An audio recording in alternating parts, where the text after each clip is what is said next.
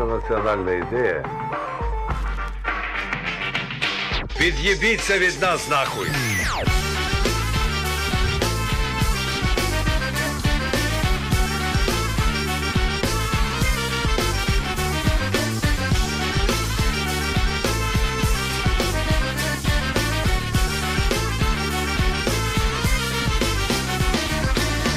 Славянське братство і дружбу, нахуй єдиною віру і службу, нахуй одну на двох історію, нахуй спільну телеаудиторію, в жопу спільний бізнес, в жопу зв'язки, знижки на газ та інші казки, в жопу вікову культуру і великою літературу, архітектуру, скульптуру, тюремну субкультуру, агентуру і запуски з байконуру, мінтовську диктатуру, кремльовську режисуру, всю вашу нахуй номенклатуру. Хто ви? Ідіть ви нахер, я вас не знаю. Хто ви? Ідіть ви нахер, я вас не знаю. Хто ви? Ідіть ви нахер, ми вас не знаємо. Хто ви? Ідіть ви нахер, ми вас не знаємо.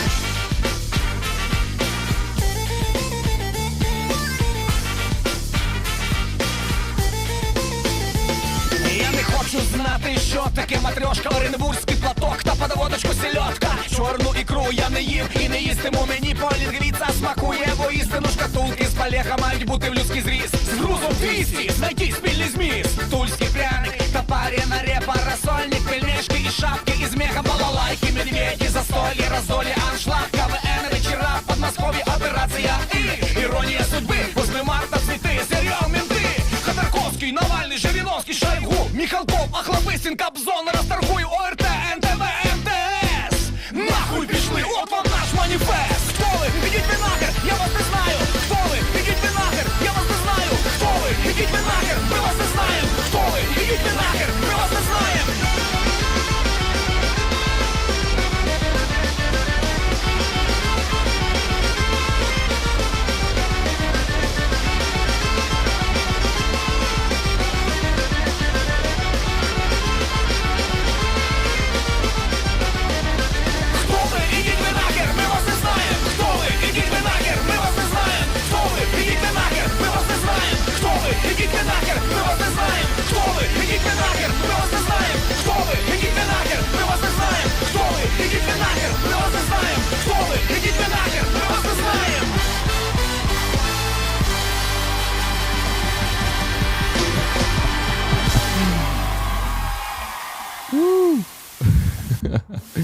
That's just fucking awesome.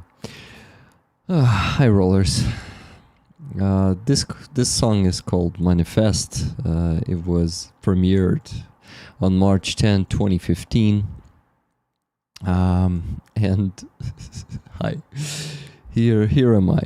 So I would like to translate this one for you, but yeah, main idea of our manifest is Vadniks, fuck off, we don't know you. Who are you? Go fuck yourselves, we don't know you. And you have seen the Russian culture in its, like, the real face of Russian culture. Like all faces of Russian fucking culture and Russian fucking world on this video. So all those, you know, alcoholic beat-up faces and the applauding boyari of Putin, you know, all that shit is just, yeah. Good to see you all in the chat, guys. I want to translate the text for you because the text is amazing. There's a lot of swearing in that text, but I know that you are mature enough to handle it. So let's go. Manifest. I will find them on YouTube. The link is in the description of the video of this, wait, not just the video, but the stream. In the description of the stream, there is a link. And the bottom of the description, there's a link to this video. Apparently, I live in Russia now, according to my former head of state. JG, what are you talking about? What country you're from? United States? If yes, then you still don't have that many beautiful faces that you have seen on this video.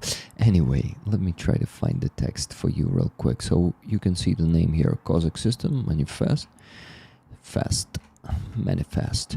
And I just need to find the lyrics. Okay. What about the Genius? I wonder if they have this on the Genius. Lyrics. Let's see. Yeah, they have this also on that website. Okay, let's see. No. It doesn't have the lyrics. Interesting. Or maybe it has. Oh, yeah. So let's go. In the intro, he says, our national idea is get the fuck out of us. Yeah. Next. I will be translating like this, guys, without the ChatGPT, because ChatGPT will not translate it that colorful. I'm sure of it. So let's go. Fuck your Slavic brotherhood and friendship. Fuck your joint belief, meaning like joint church and service. Fuck your one story for both of us. Fuck your joint or common TV audience. В жопу спільний бізнес, в жопу зв'язки. To the S, the common business. To the S, all the ties. Your discounts for the gas and the other tails. To the S, your centurial culture and great literature. Великую литературу in Russian it says. Your architecture, sculpture, and your prison subculture. And actually, prison subculture is what Russia really lives by for at least 5 years? Yeah, so that's a big thing there, guys. They basically, like, all the relationship they base, even in the families, like many times, it's a Russian prison subculture. Yeah. Thank you, Franny, for €2 super chat without any text. I really appreciate it. Let's go keep translating. Your agents, yeah, meaning like FSB agents, and your launches from Baikonur. Launches from Baikonur meaning the rockets that they are sending from Baikonur station, which is actually in Kazakhstan. They kind of rent that land there. Your police dictatorship and your Kremlin directorship. All your fucking nomenclature. Nomenclatura. How do I translate this in English at all? I, to be honest, don't even know the meaning of the word in Ukrainian.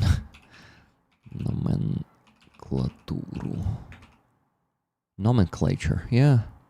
Nomenclature. Okay, let's go and continue. Then there is this chorus, and he says, "Who are you?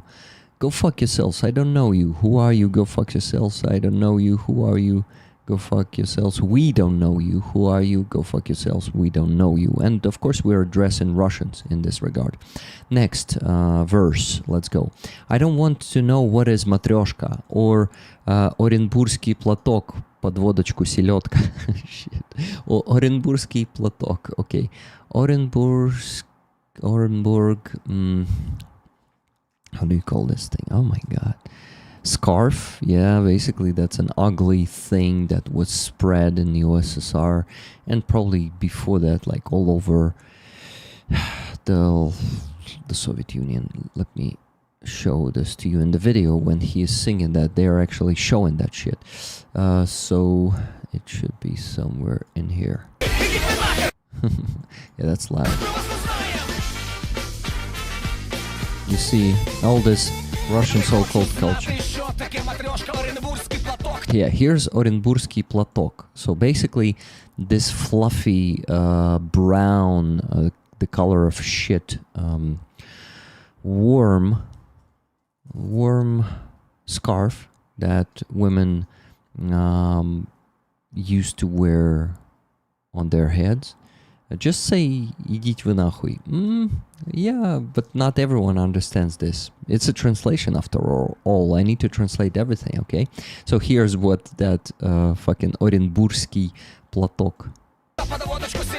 Or the herring with vodka. So that's another line of the verse. So yeah, here it is. Под водочку селедка. So it's eaten the herring together with vodka. That's what Russians do. I didn't ever eat the black caviar, and I will not eat it. Also a Russian thing. Мені полінгвіця смакує воістину. What's that? Полінгвіця? I actually don't know what's that, but give me a second. Give me a second, I'll go here.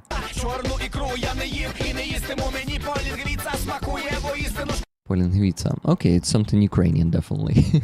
I need to Google it. Полінгвіця. Полінгвіця. Полінгвіця is our...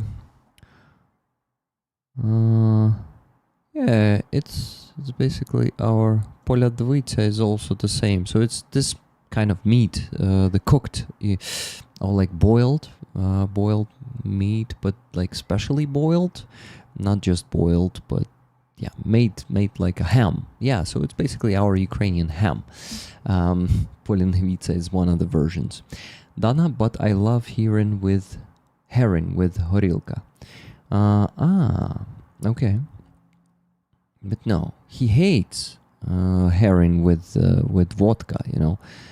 Полінгвіця, that's all he said. He didn't say anything about horilka there, if I'm not mistaken. Let's listen to this once again.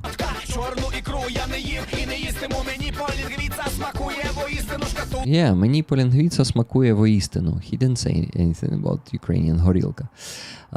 Okay, so guys, we'll get to those sad news, but let's have some fun right now for the next 5 more minutes, and then we're gonna be talking about really shitty and sad and outrageous stuff like our beloved president. Okay, let's go.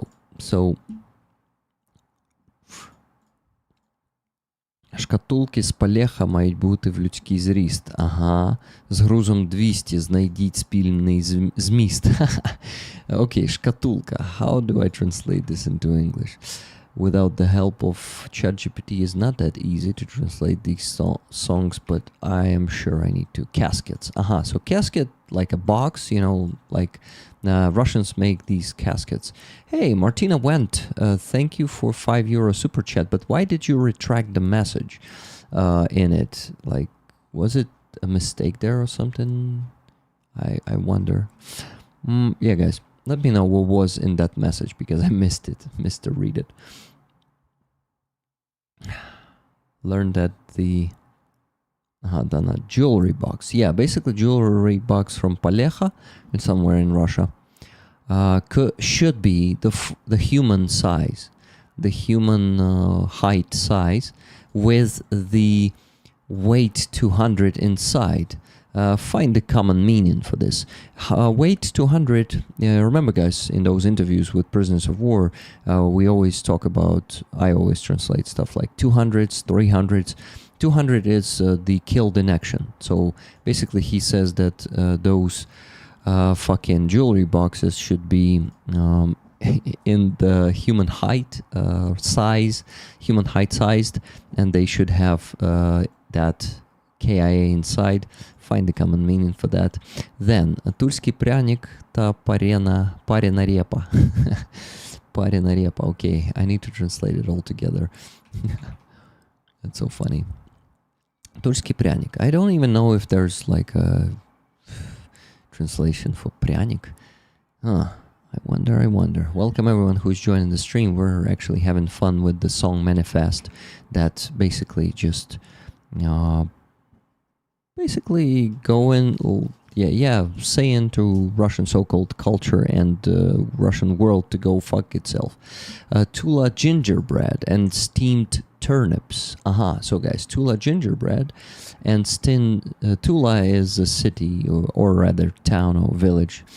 Probably, like, they could be named city, but it can be village inside, in Russia. Tula gingerbread and steamed turnips. So steamed turnips is also like a national food of theirs. Give me a second. I wanted to... that's actually a different browser I was using.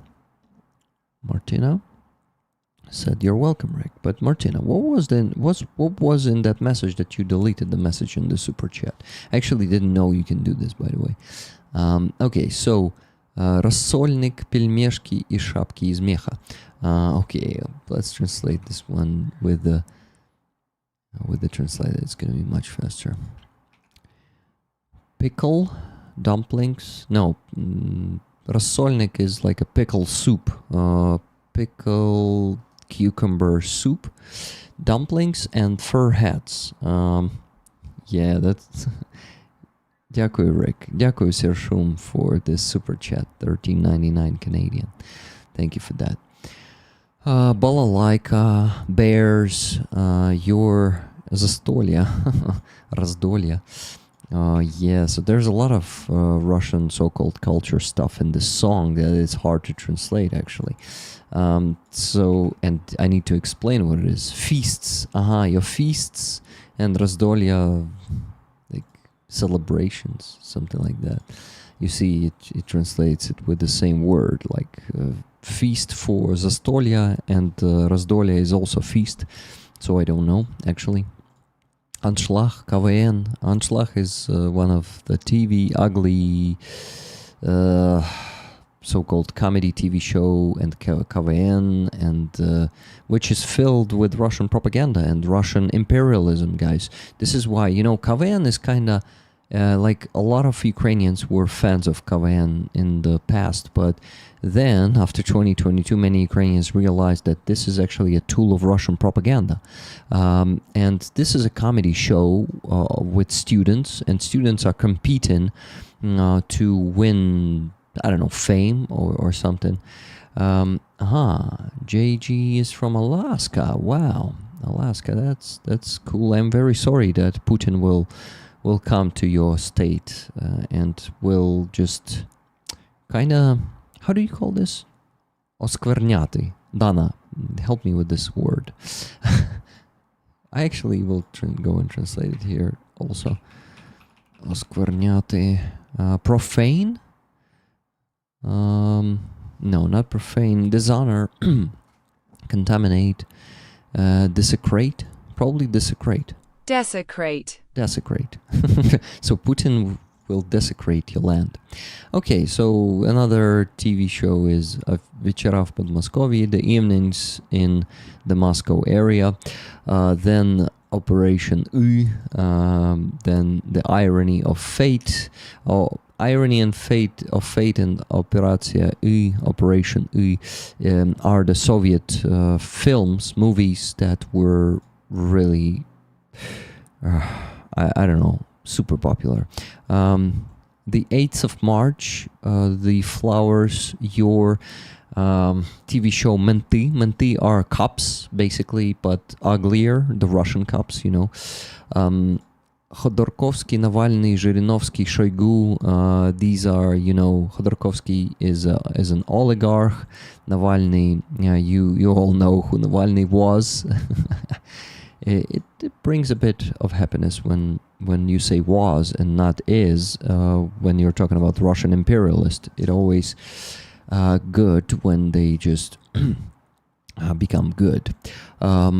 Okay, Zhirinovsky, you've heard about that fascist, of course. Shoigu, by the way, Zhirinovsky also was a Russian fascist. He's gone.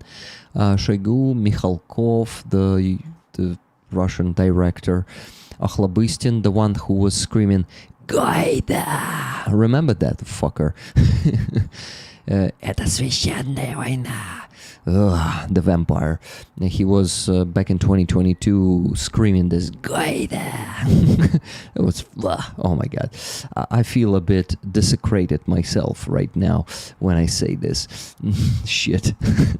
Robert Jonesar, thank you very much for 20 gifted memberships. Let's see what we have here. Translate more, Rick. Akhlabystin Kobzon, who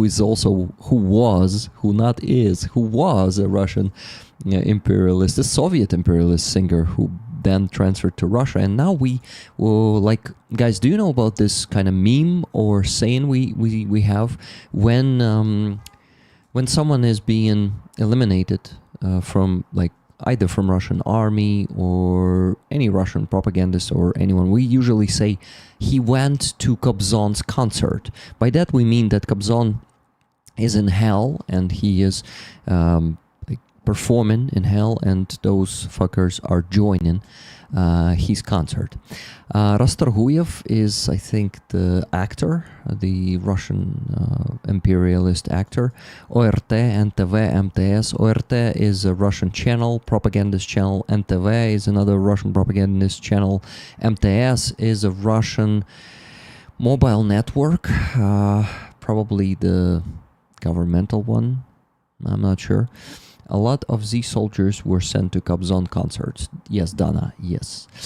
So, and the end of this verse is, go fuck yourselves, here's our manifest for you. And then many times he sings, who are you? Go fuck yourselves, I don't know you. Who are you? Go fuck yourselves, I don't know you. Here in the end. Here. And you see, when I pause the video, you see a lot of Russian best representatives of their nation, like Medvedev here is being a pedophile, or here Russian airborne, when they have the day of airborne, they are swimming in the fountains and having big fights with cops. And in this video, there is so much to explain to you guys. There are a lot of alcoholics, the Russian culture of just destroying stuff, and these applauding Putin's minions, you know, in the big room every time that he's taking the stand. They are applauding him and cheering, and, you know, it's typical cult of personality. And here you can see their ugly dances, their stars who are just propagandists. Here is another fight, like massive fight between Russians. This is Russian fucking Mikhalkov, and here are the Russian Gopniks. So in this video there is so much to explain on those pictures, you know, but this is a quintessence, the essence of the Russian so-called world, and, well, unfortunately it's not so-called, but it's a Russian so-called culture, because it is not a culture, it's anti-culture. I thank Prometheus UA for providing this music video and this song. I wanted to play it on Sunday, but of course on Sunday I cannot do anything. Russian skinheads, not all of them are like typical skinheads. They could be just criminals, you know, in Russia. And you see, they look alike. It's like the same face on each of these fucks. Maybe it's photoshopped, but I'm not sure. No, yeah, it looks like this one is photoshopped. Я хочу готувати голубці. I don't know, cases are hard. Yeah, you actually are right. You said I want to prepare the голубці, cabbage rolls. Hey, Tuna. Hi, Keith Kane. VPDFO. Mopsy's gone. Just Jimmy. Zhang, once again, JG, Hooves, Anton Ogerlson, just Jimmy once again, probably. Good to see you all here in the chat, guys. I didn't say greetings to all of you. Dark Oblation, good to see you. Nurabusnak. What is your name, like, outside of the handle? I mean, the one that is not displayed right now because of the bug. Because I want to put the username to the handle. Okay, guys, now we have to talk about a lot of things, a lot of bad things that are happening on the front line right now. But before that, I want to ask you to send a donation because the fundraising should be going as always. This stream is going to be around 3 hours long, so the goal is the standard for such size of the stream, such length of the stream, it's $500. So my friends, please send your donations. That's the goal I'm setting right now, and I'm going to mention it only in 40 minutes. Nura Bushnak. Thank you. So guys, this is the patch on the raffle this week. Mr. Squiggle won this patch. This patch is from Matthew Gook. His call sign is Gook. It's not his last name.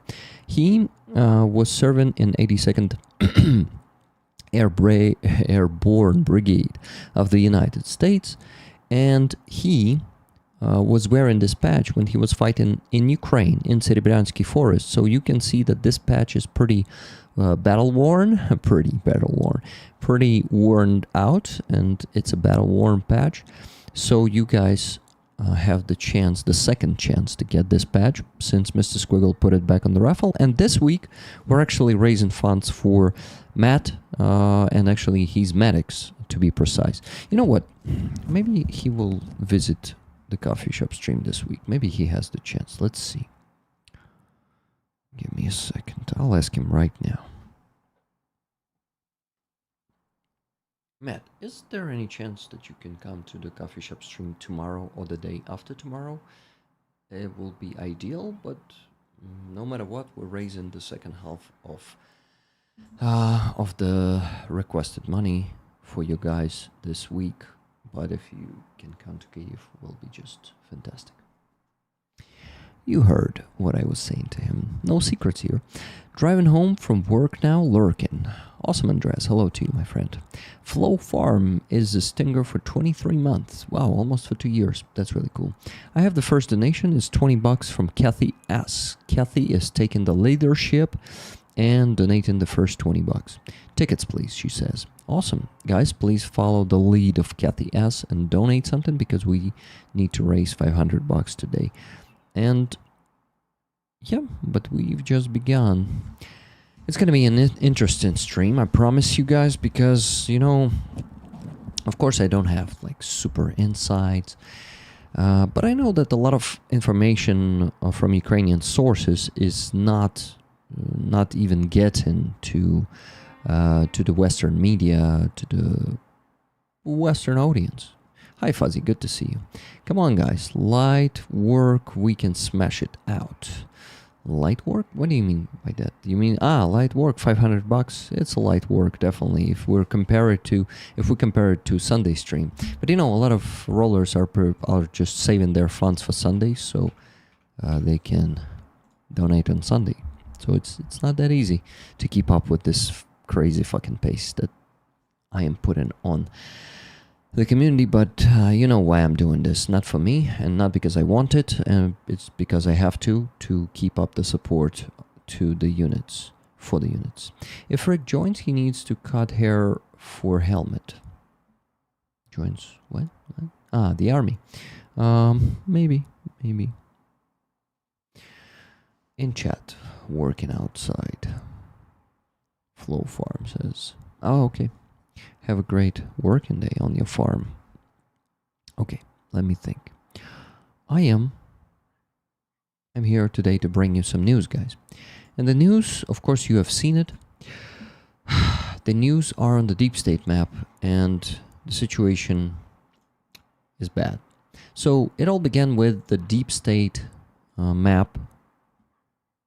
It all began with them making a post about the breakthrough that Russians had. Their breakthrough is more than 10 kilometers deep, and this is real. I 100% believe the Deep State. Deep State Map is a very professional team of centers who are not just, you know, getting this information from the open source intelligence, from, you know, like Telegram channels and stuff. They are really in contact with soldiers. So they got this from the brigades that are around that point. And they are always very reliable. So let me read the text that they wrote together with this photo yesterday. This is the situation on Dobropilla direction. And guys, the situation is really crucial. And, you know, actually what you see here on this screenshot, of the deep state map is kind of, it's going to have the, well, actually, no, it's not going to have consequences. It is already a consequence of some inaction that was happening here in Ukraine for the last few years. And, you know, the Ukrainian active part of the Ukrainian society was talking about this, was actually saying that this will start happening at some point. And this started happening. So the consequences of that inaction are starting to be seen, and this is just the beginning of it. I will explain it to you later. I also want to translate the video from Sternenko about this topic to you today. But first, I want to go to the initial source, that's the deep state, and I want to translate the text they wrote regarding the situation that happens here right now on Dobropilla. And it started like 2-3 days ago. They started putting this information on the map actually about 2 days ago. And only yesterday they made a post about it. So let me quickly use the help of the ChatGPT in translation. Hey, just Jimmy, thank you so much for 10 Great Britain pounds. Fuck Russia. Yeah, Russia deserves to be completely fucked. I have the second donation today, $20 from Jeremy, the Dark Oblation ticket for Just Jimmy and Silver Earth. Wow, that's very generous. Thank you. Thank you very much. So guys, $40 raised. Good job.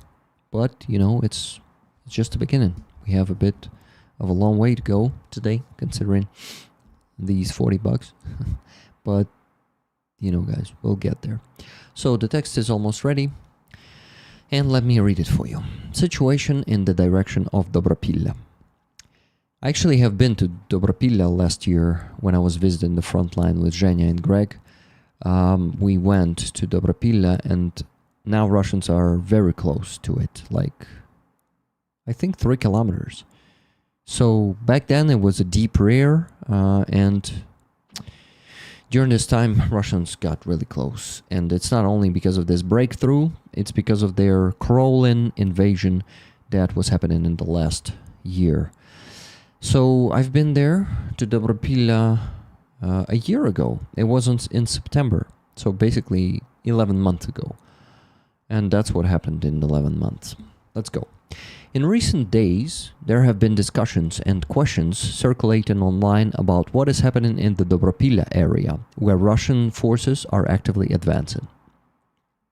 The enemy has managed, through constant pressure and an overwhelming number of infantry, to push into the settlements of Kucherev Yar and Zoloty Kolodez. So here are the settlements. Zoloty Kolodez, let me actually open the deep state map and show it to you here.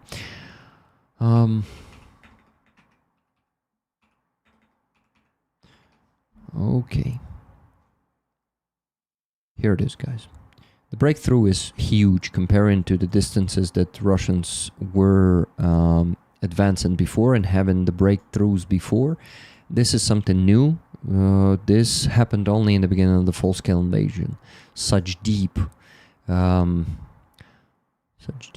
do you call them? Insurgencies? Probably that's the word. But anyway, here's Zoloty Kolodez. Let me actually switch to English. There was an English here. Yeah. So here's Zoloty Kolodez, and here is Kucherev Yar. These two, we actually can draw here. Zoloty Kolodez, Kucherev Yar, right? Right. So they're talking about what was happening here, where they are concentrating forces to further build on their gains. So they already pushed to these settlements and captured them. Maybe not completely, but the gray zone doesn't... It means that it's, also not in full control of Ukrainian forces, and it's just a fog of war there. Along the way, Russian troops are trying to establish positions and dig in. From Kucherev Yar, they also infiltrated the village of Vesele via forest belts. Vesele, you can see Vesele here, guys. Here's Vesele. They also are in that village via forest belts and are concentrating forces there as well. Over the past day alone, around 20 enemy soldiers were recorded in that village, meaning were spotted. And they are recorded on the video. At the same time, the enemy is not stopping and continues advancing toward the Dobropilla-Kramatorsk highway. Let's see where that highway is located. Okay, get back. Okay, how do I... now? Yeah, I can just close it. Close it. So here is Kramatorsk, right? And here's the Kramatorsk-Dobropilla highway. Here it is. Give me a second. I'll draw it with another color, with green. So here's Dobropilla. Dobropilla is here. So here's this road, guys. Marking it with green. So you see they reached this road. And now it's a gray zone on this road. Well, let's continue. So at the same time, the enemy is not stopping and continues advancing toward the Dobropilla-Kramatorsk highway, establishing themselves in the areas of Novovodyane and Petrivka. Unfortunately, they have probed and found weak positions in the defense, which they will likely continue exploiting for further attempts. Yeah, unfortunately, they will be exploiting all of these. But let me get back. Let me get back to what? To this browser. Or not. Yeah. So here's Petrivka. It's here, the super small village. Let me close it.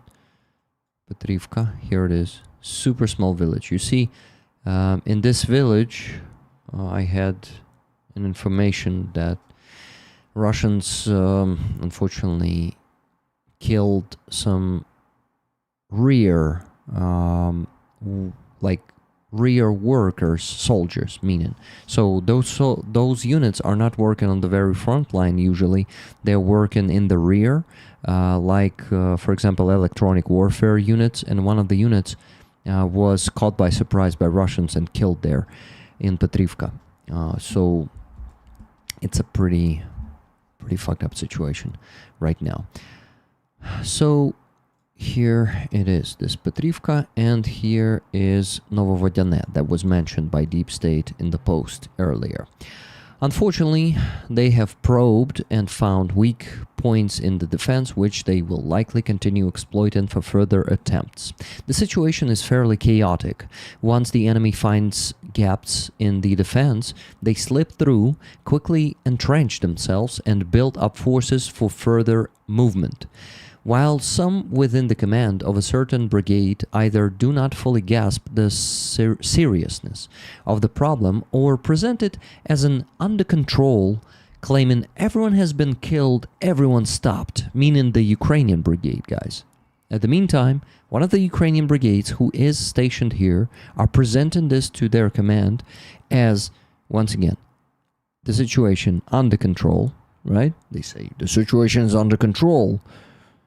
Dear General, Sir General, sorry, yes, sir. Or they're claiming that everyone has been killed, everyone stopped.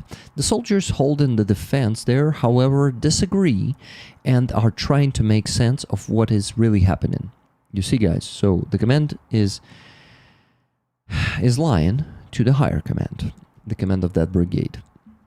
The area around Zoloty Kolodez, Shachove, and other nearby settlements is where new heavy engineering and fortification structures are being built.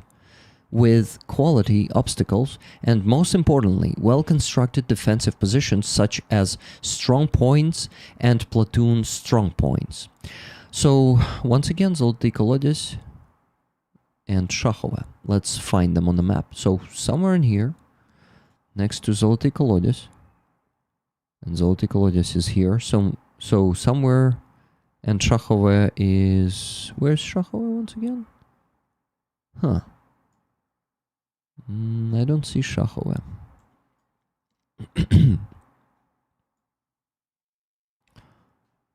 Were they mentioned Shachova? Some other one. Just give me a second. Yeah, Shachova. Maybe switching to Ukrainian will help. Give me a second. Maybe it's a small town. Or maybe it's a bit further. Aha, Nove Shachova. So Shachova is here, guys. Oh, shit. So Zolotые колодец and Shachova, the new fortifications, are being built somewhere here. Or rather like here. You see? So Russians already break through it. And let's see. If we assume that fortifications are being built here, right? So it's logical that is being here built here.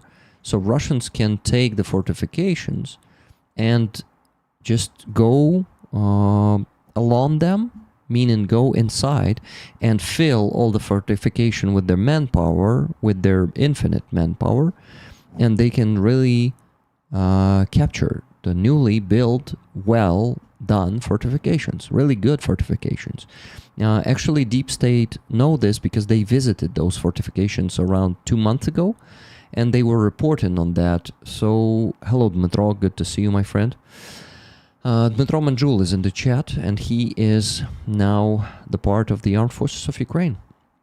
He is training right now, but yeah, guys, he's, I remind you, a husband of Katerina Kosacka. Yes. Welcome everyone who is in the chat. Let's continue reading the post of the Deep State map.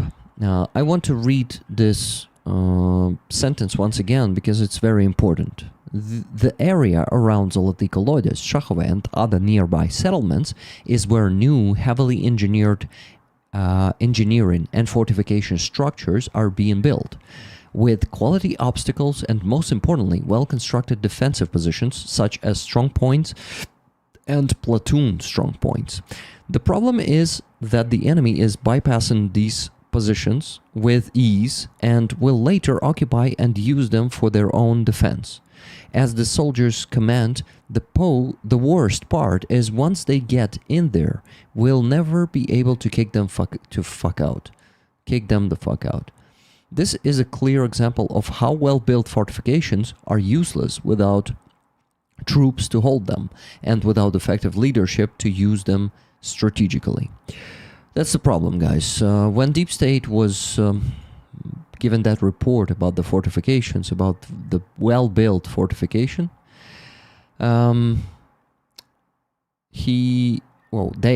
they actually mentioned that fortifications is good, but we lack men to fill those fortifications and hold the positions in them. So this problem is still there, and you can see it. Okay.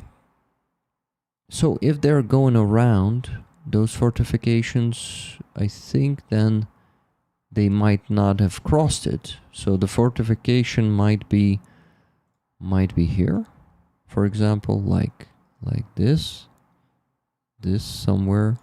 So yeah, they're just going around to get inside later. All of this is very bad, guys. We'll get to the understanding how bad it is, but let's continue. Finishing reading the article. The enemy's initial route toward Dobropilla and its logistics began with establishing fire control using drones. Now they have found ways to physically secure this route, fully aware of the consequences once they reach their objectives.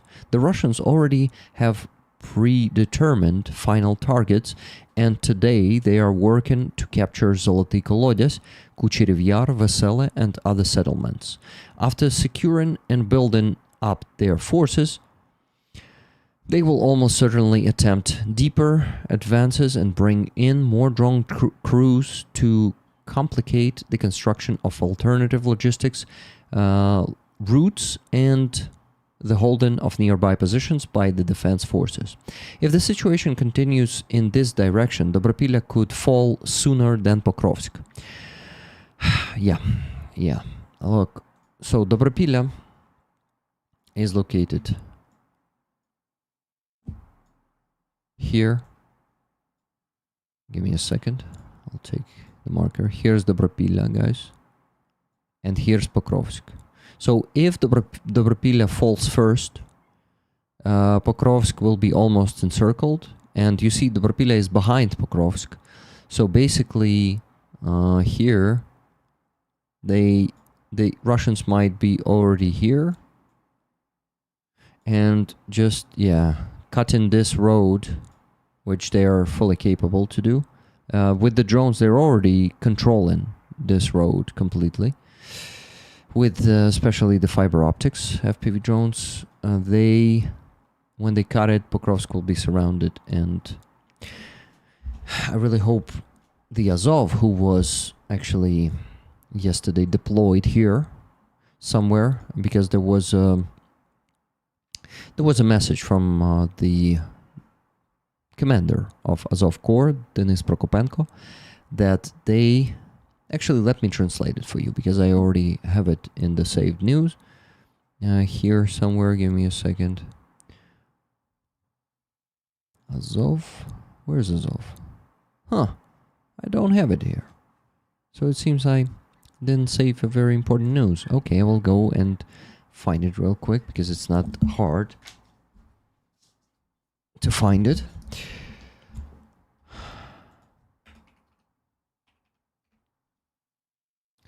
Yep, here it is. Need to join the channel from this profile. So here's the statement of the first corps of the National Guard of Ukraine, Azov. Give me a second. I'll go and use the ChatGPT. You see, my brain needs to be multifunctional right now, and when it's getting tired, it's less and less multifunctional, so sorry for that. So, the statement by the 1st Corps of the National Guard of Ukraine, Azov. A few days ago, the 1st Corps of the National Guard of Ukraine, Azov, took up its designated defensive sector in the Pokrovsk direction. The situation remains difficult and dynamic. The enemy attempting to advance in this sector is suffering heavy losses in manpower and equipment. Corps units have been planned and implemented measures. No, not have been planned. Corps units have planned and implemented measures to block enemy forces in the designated area. Results will be reported lately. So, Azov Corps, one of the strongest that we have in Ukrainian army, actually was deployed somewhere in this place. So there's a big chance that they will be stopped there and their breakthrough will not continue. I really am hoping for this. So we have the hope. And you see, the problem is their breakthrough here, the one that is actually, let's measure it, guys. There's this ruler here that we can use. Let's take it from this road to the furthest point is 17 kilometers. A bit more than 17 kilometers. So the breakthrough is huge, and the breakthrough is endangering not only the Pokrovsk side, this side, the left side of the breakthrough, but also Konstantinivka, the right side, and Kramatorsk here. So I'm talking about Konstantinivka here and Kramatorsk here. And I know that Konstantinivka, you see, it's a Bakhmut direction. Basically, Bakhmut is here, and here, this line of defense in which our friends from Shkval Battalion, Psycho and Colucci, and their guys, they are deployed here and they are defending on this direction. So I talked to Psycho yesterday. He said it's okay for now, but they are in danger, and he says it's going to be a lot of fun and it's going to be a big adventure for him. So he's optimistic right now, and he's always optimistic. You know, Psycho, he is a Dvij guy, so he says, oh yeah, we're going to have a lot of fun here. They are also in danger, and here, guys, this place, not only the left side, Pokrovsk, Mirnograd, here, that is almost encircled, by the way. Here you can see the big circle around Pokrovsk and Mirnograd. So if Russians cross just 2 villages here, capture more villages, they can completely encircle Pokrovsk. So the situation right now is really, really bad. And I want to tell you that I am concerned, but I'm not depressed. You know, tonight I couldn't sleep for about an hour. I kind of fall asleep, but then I woke up and I was in some kind of a how do you call this when you sleep but don't sleep and see the bad dreams, like we call it maячня in Ukrainian. Maybe we have some Ukrainians in the chat who can actually, I need to go and translate it just like that. Maячня. A lighthouse? Really? You dumb? Delirium. Yeah, so I was in some kind of delirium and I was dreaming about this. I had nightmares about, about Russian breakthrough there. And that's how important it is for me, It's, yeah. Fever dreams. Yeah, like fever dreams. I didn't have the fever, but I had those dreams. I see around 10 to 12 people dropped out right now. I don't know what happened. But guys, I would actually already like to mention the goal. Right now, we did not have any more donations after those 2. And we still need to raise $460. So please, guys, donate. I really need your help. I really need your donations today, just like any other day, just like any other stream. We need to raise $500 because you see the situation is getting worse. And even though, hey, 37 people? Minus 9 more people just now. What the fuck happened? 35? Am I lagging or something? Guys, what is happening? Like, we lost half of the people that were watching the stream. Like, is it demotivating people, what I'm talking about? I don't think I was negative or something. I'm just trying to understand what the hell is happening. Anyway, ми розуміємо. We understand, JG says. Heavy news takes time to cope with, Rick.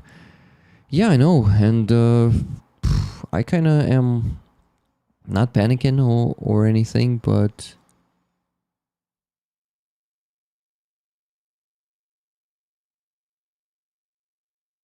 give them time. The news? It is the truth, Rick. Yeah, weird. Yeah, really weird. I agree, Silver Earth. I don't know, but just like 20 people dropped out in the last 3 minutes. No, we are winning. Yeah. That's what they will tell you all around. Okay, so there was a message yesterday from Bogdan Krotovich, the former head of staff of the Azov Brigade, remember? The guy who was actually speaking loudly about the problems in the army for the last year, just like Sternenko. But Sternenko is a volunteer and Bogdan Krotovich is a military man, so he has more right to criticize, So he actually made a post yesterday, a Twitter post. Give me a second, I'll find it real quick. No, that's another chat. Here it is. So he made a post. Okay, people are back.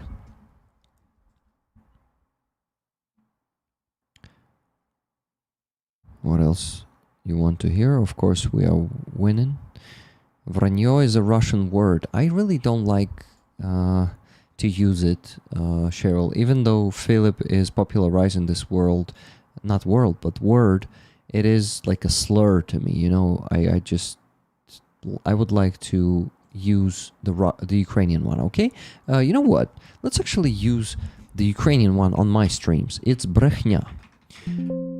Give me a second. Brechня. Brechня.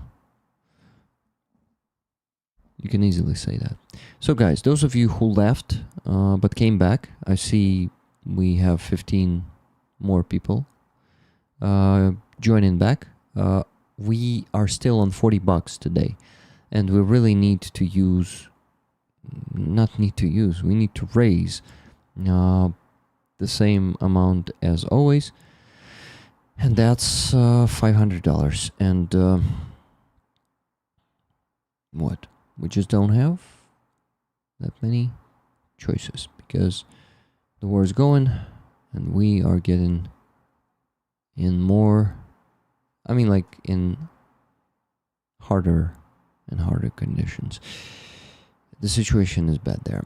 So we really, really need your support. Even though right now we're raising for the guys from Kharkiv direction, it doesn't mean we should stop raising funds for those guys, because they are also fighting there. They're also being stroked by FPV drones. The war is going not only on Pokrovsk direction, the war is going all around the front line. So we should not focus only on Pokrovsk direction right now.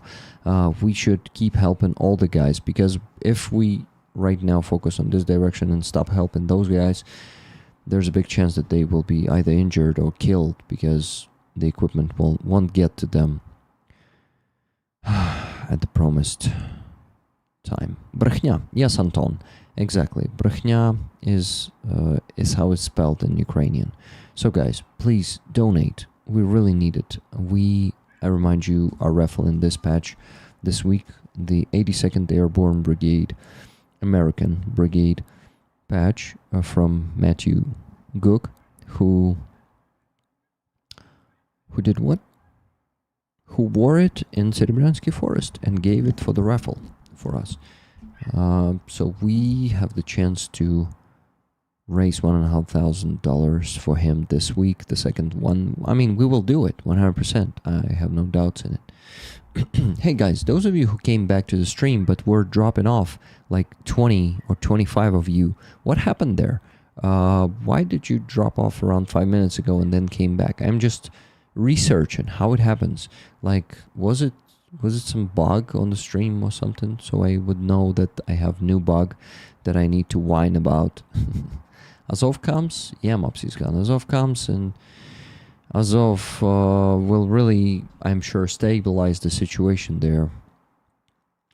But, I told you that this might be just the beginning of such breakthroughs, and we could see more of them, but I will explain why. I'm not just, I'm not gonna just say it.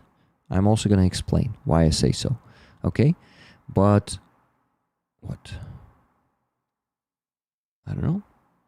Lost connection, out of the pasture for work. What's a pasture? Pasture? I'm not sure. Sounds almost the same. Okay, guys, so the message from Bogdan Krotovich. Let me actually show his face. There he is. You guys know him. Most of you know him. So yesterday he made a post on Twitter, on X, and he addressed the Ukrainian president, actually. He addressed the Ukrainian president in this post. So I want to translate it for you.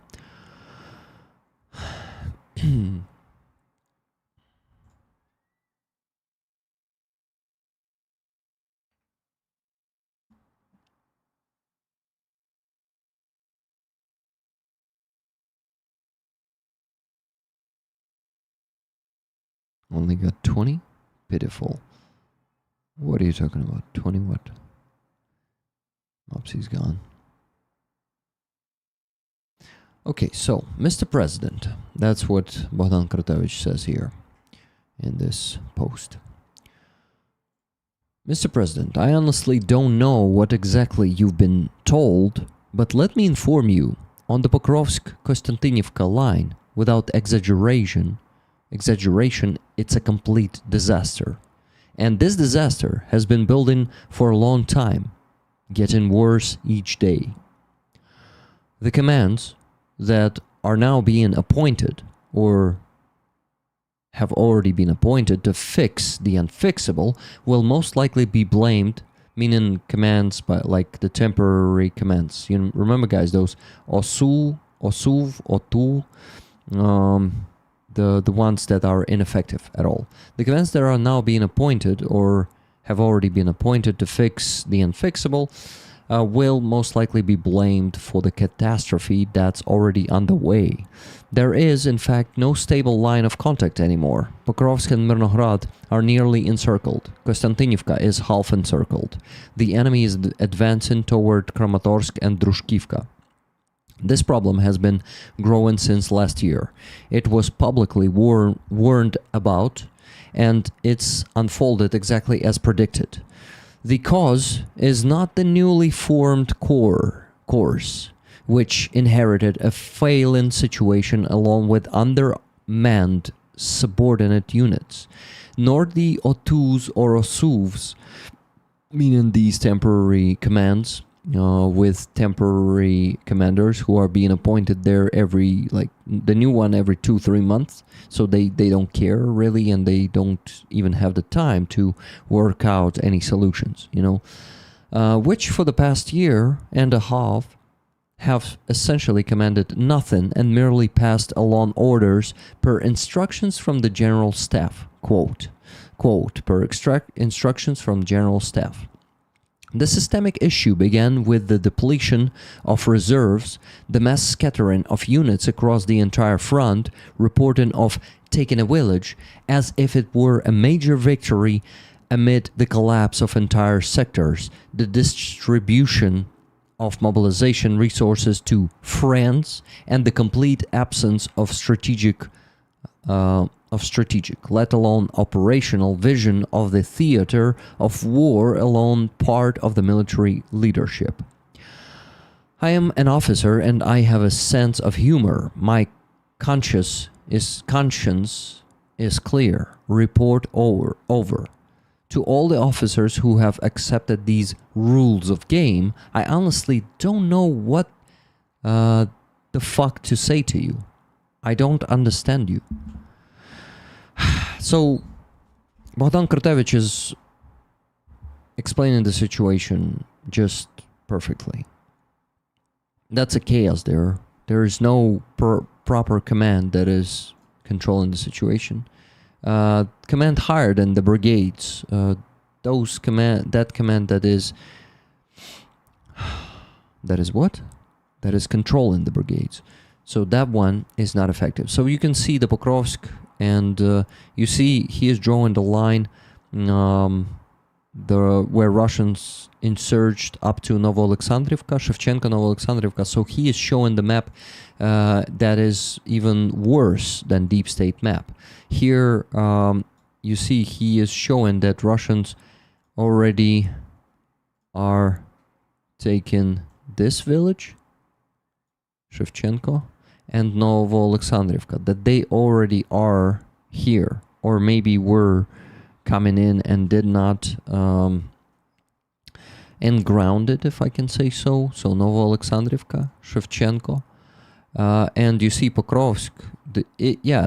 Let's see how much they still have to get to the road to completely cut the Pokrovsk out. I need to get this done. So 5 kilometers away from the road to Pokrovsk from Pavlograd in Dnipropetrovsk Oblast.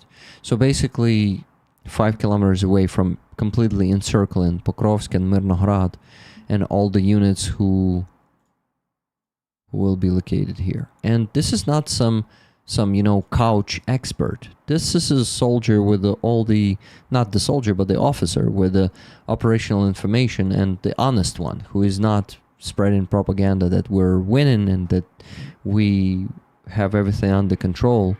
The situation is hard, but controllable. That's what Syrskyi always says. So, next.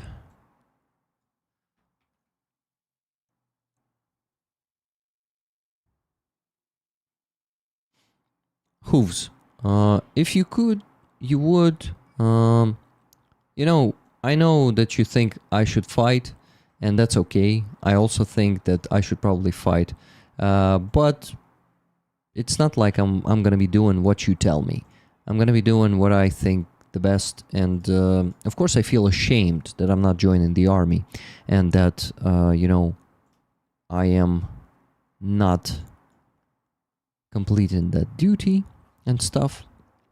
But I want to be honest with myself, and I am honest with myself.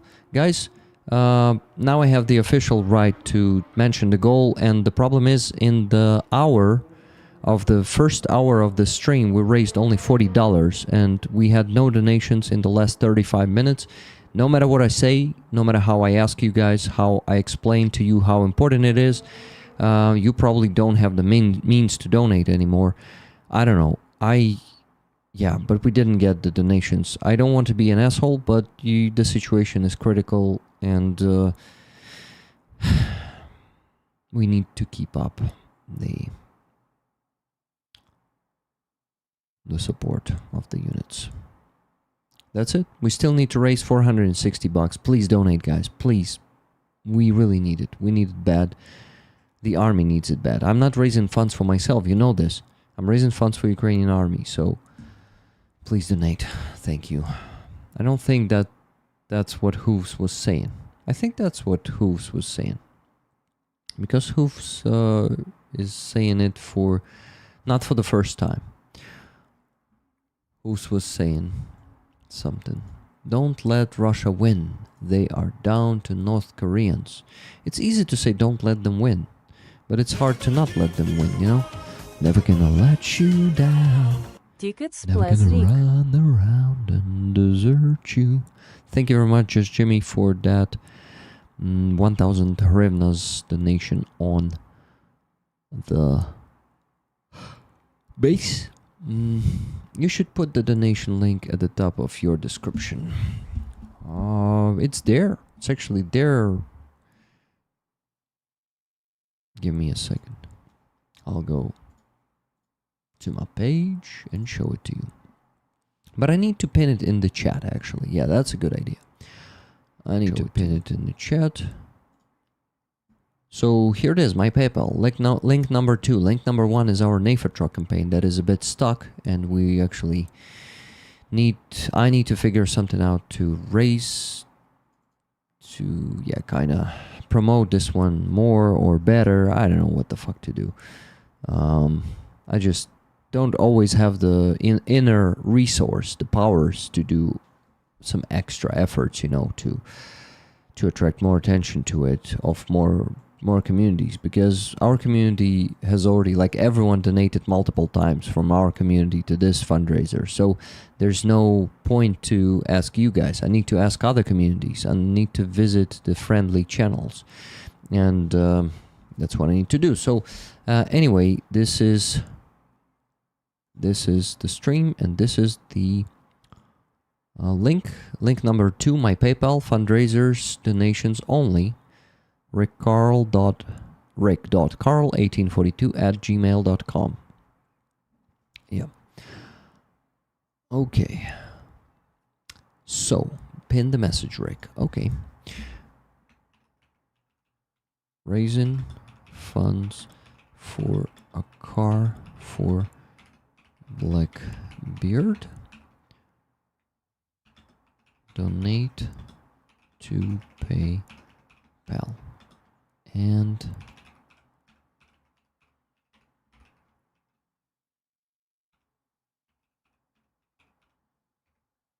here it is. I'm gonna pin the message, guys, so this will this should be easier.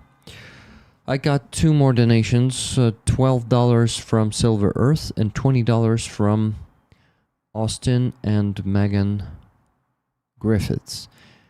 $20, keeping moral up, but woo, I'm broke. Shit, I'm sorry to hear that, but thank you so much. It is very much appreciated. So we raised $82, guys. 418 still to raise today if we're lucky. You're doing great work. Thank you, Jeffrey Perrin. I'm just, hoping for what? For the victory. And I'm optimistic. Even in such hard times, we still have hope, guys. It doesn't mean that I'm, like, giving up or something. I heard that word on Perun channel describing the Soviet system, Rick. He did an entire episode on. I won't remember the new word unless I see it written and write it with my own hand. Cheryl, go write it with your own hand right now, because first of all, I was already putting it into the chat, but secondly, I'm putting it right now once again to the chat.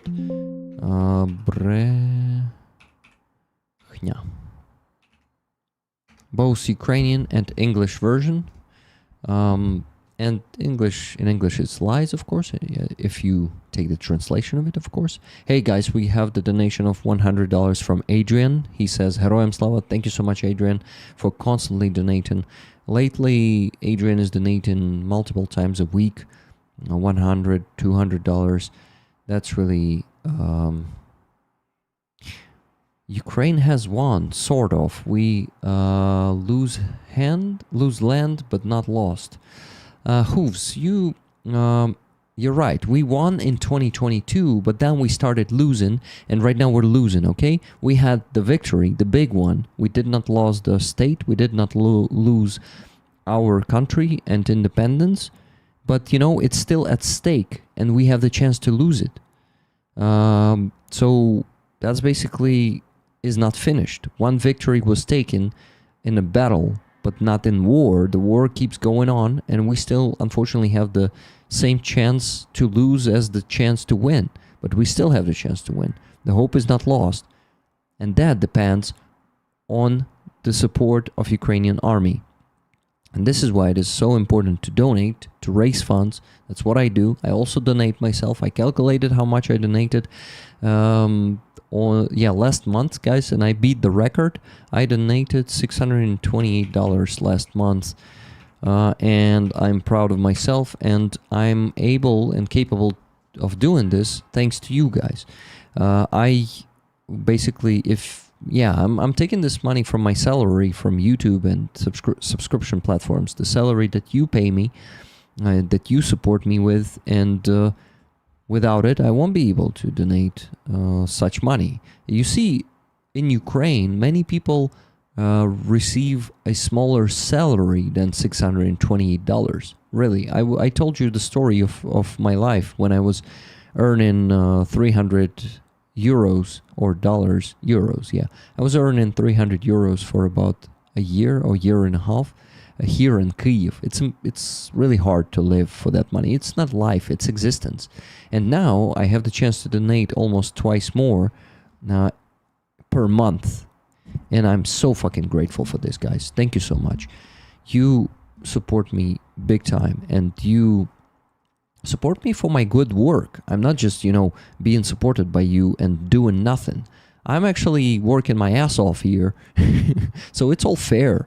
It's the salary I receive for my work. You guys are fucking awesome, and we are an awesome community.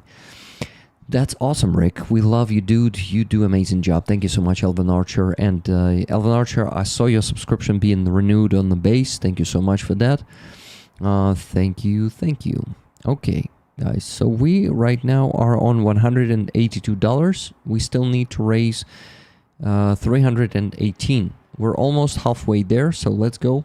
Let's do it. The goal is $500. That's good to hear, Just Jimmy. Just Jimmy said what? Jill has got a new fan, so coping better with the heat. Thanks for your good wishes. Oh shit, sorry to hear that it's a crazy heat there. Here in Ukraine, not such a crazy heat right now. 20 bucks from Wella. I so hope I could donate more. Thank you so much. Any dollar helps. And the Said was saying, every dollar Rick makes off the stream is another Ukrainian fed for the day. This all trickles down to the soldiers and the people of Ukraine. Do what you feel is right, Rick. I don't get it. Every dollar Rick makes off the stream is another Ukrainian fed for the day. This all tickles down to the soldiers and the people of Ukraine. Do what you feel is right, Rick. So decide means I earn personally. I make dollars, so I earn money from these streams, right? And so this is kind of an attack message on me, I assume. Water trickles through the cracks. What? I'm confused right now. So, wow. I got a donation from Jacob G. Hey, JG, that's you. Sorry for saying your name out loud, but I figured out it's you. Not a Duxer. Okay, to say it. I just totally didn't get your... because it sounded a bit, yeah, like that. So this donation from JG is $64.30, and it says for Frodo. So, JG, would you like the tickets for this awesome patch? Yaroslav, Rick, right? Yes, that's me. So Yaroslav, short version of Yaroslav is Yarik. So basically, Yarik equals... No, let me type it for you. Yaroslav equals Yarik equals Rick. So Rick is the short version of my full name, my real name, really. Every dollar you make, you spend in Ukraine. Every dollar that Ukraine has is another Ukrainian who can eat for the day or night. Yes, exactly. And I also pay a lot of taxes from my income. Basically, I paid the taxes in the morning. Today, and actually I can tell you how much I paid for...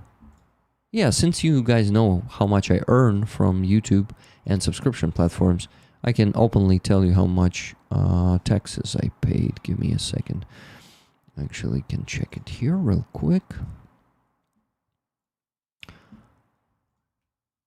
So, 57,000 hryvnias of taxes.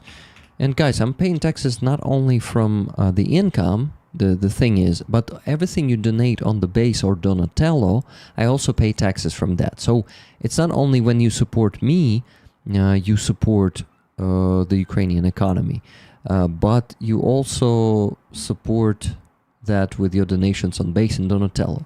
So this sum of money includes that, so not only my income, but 57, give me a second, 480. 57,480 in dollars. It's, oh shit, for 3 months, guys, it's not for the month, but for the last 3 months, for the quarter of the year, I paid 1,390, almost $2 of taxes. 1,391.76 of taxes. That's wow, guys. So that's what you and me all together contributed to the Ukrainian economy with such a sum of money for the last 3 months. That's insane. So yearly, in average, that will be $5,500 per year. Wow. Yes, this is what I was saying. Thank you, Desait. You know, sometimes the difficulties of translations in different languages can be misunderstood, you know, and we can have some strange, how do you call this? Oh shit, guys, I calculated improperly, so we had $10 less, but anyway, let me calculate how much we have now. So we have $72 plus $100 plus 20 plus 64.30. So we raised $256.30, and we're halfway there, guys. Good job. So on the stream, we only have left, let me tell you how much we left to raise. $243.70. Good job. Good job, guys. So, yeah, I apologize, but still have strong feelings, Hoofs says. Apologize for what? Russia isn't Russia outside of Moscow, not right now. Ukraine will survive, Russia will break.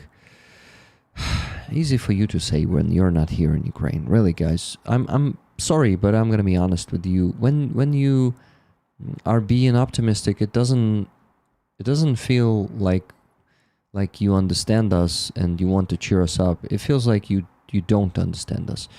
I'm sorry to be so direct, but that's how Ukrainians lately feel.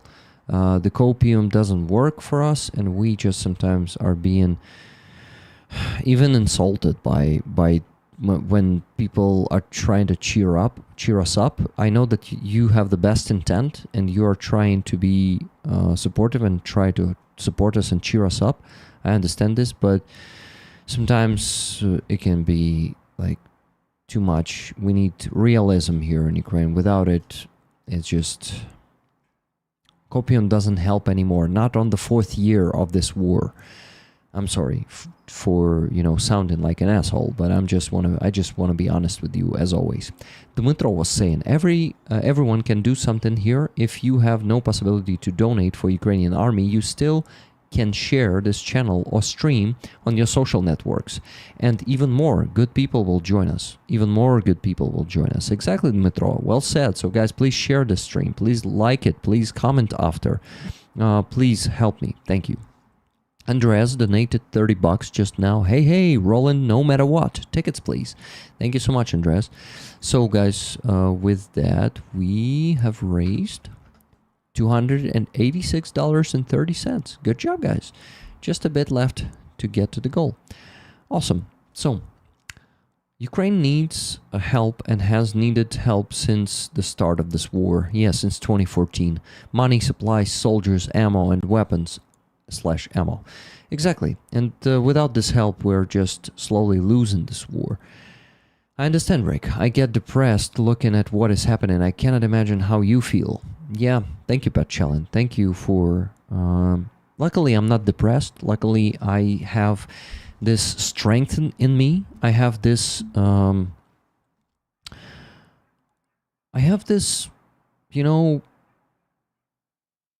of... strength that I can rely on. I can rely on myself. Of course, I am also relying on you guys, and your support is huge, but I won't break if I see the news like yesterday. I will go and talk about it. I will make it public, and I will make sure that the world knows the truth. I trust the Ukrainian people to work out the problems. You guys are doing great as active citizens. I'm so proud of you. What about funding for drones or night vision? Jin, here we are funding night vision too sometimes, but mostly the cars. You have drive, Rick? What do you mean by that? The drive inside. Yeah, I have this drive that I can rely on, and I won't break because of the bad news, and I can withstand many things. I discovered it in me just in the last few years. I never thought I am capable of these things. Maybe I thought, but wasn't really aware about many of them. Rick does fundraisers for different units as they ask for things. Yeah, exactly. We don't raise only for drones, for example, and mostly don't raise for drones, especially for FPV drones. We raise nothing because there are some initiatives that they will be much better and effective in this than us. And I myself, for example, am donating to Sergei Sternenko, Russian, oh my god, Russian cutter, Rusaris. Yeah, his project is called Rusaris, and oh my god, he's raising these days 10 million hryvnias each day, guys. In dollars, let me tell you how much it is in dollars. That's a big sum of money. So in dollars, 10 million hryvnias will be $242,000, 130.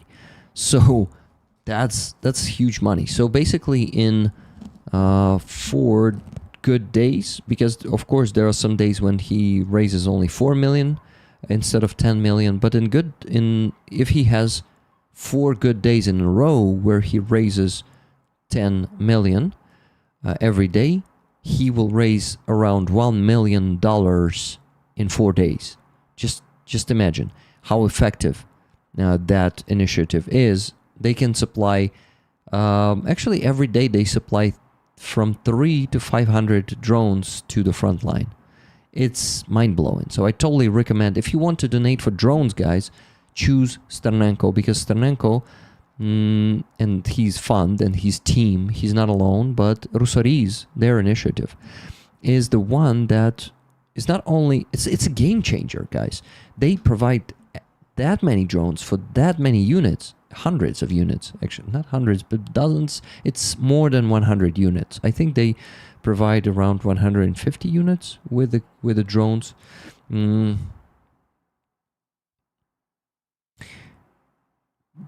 Hooves, I disagree. With what do you disagree? You are responsible for your country. Please explain. Like, do you tell me I need to go fight on the front line? Because when I like call you out,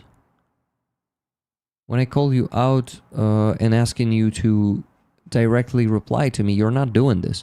You're just giving some phrases out of the context, and I don't understand. Please give me full sentence where you tell me, for example, yes, Rick, I think you should go fight on the front line. You should join the army. Instead of, I disagree, you are responsible for your country. What you talking about? If you don't stand up, who will? Yeah. So it's kind of a... you're talking to Americans. Okay, got it. It's just that, out of the context, you're not tagging people. Who are you talking to right now? I donate to Zigaspol for drones as well when I'm able. Guys, my honest opinion. I don't want to say anything this is my choice and only my opinion. I choose to donate to... As for the drones, only for the drones. When I see someone is raising for the car, like volunteers or volunteer organizations, the small ones, like mine, I always donate. The cars, some night vision, some repeaters for the signal, for the drones, antennas and stuff like that. I always donate there.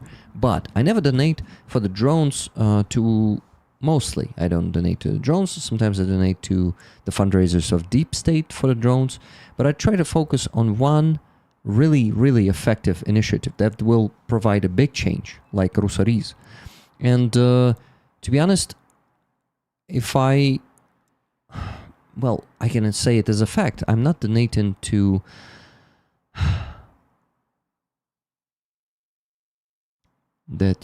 What? Okay, that's a fact that I'm not donating to Zigaspol, right?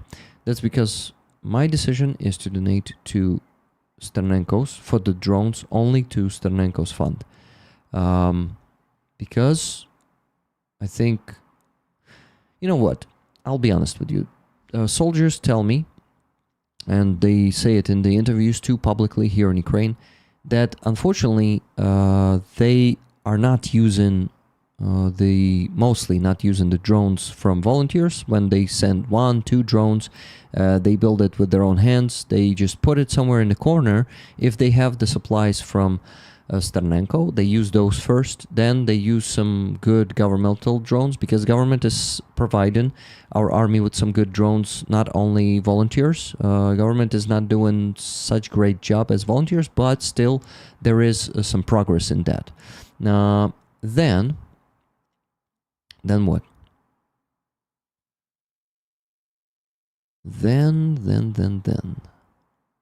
Shit, guys. Sorry, I distracted myself with the chat and I forgot what I was saying. I was saying that basically we... Shit. fuck it. Okay, I think you understand what I'm talking about.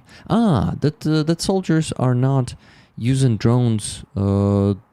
Like they put them in the corner and they use those drones only if they run out of the drones that they like to use.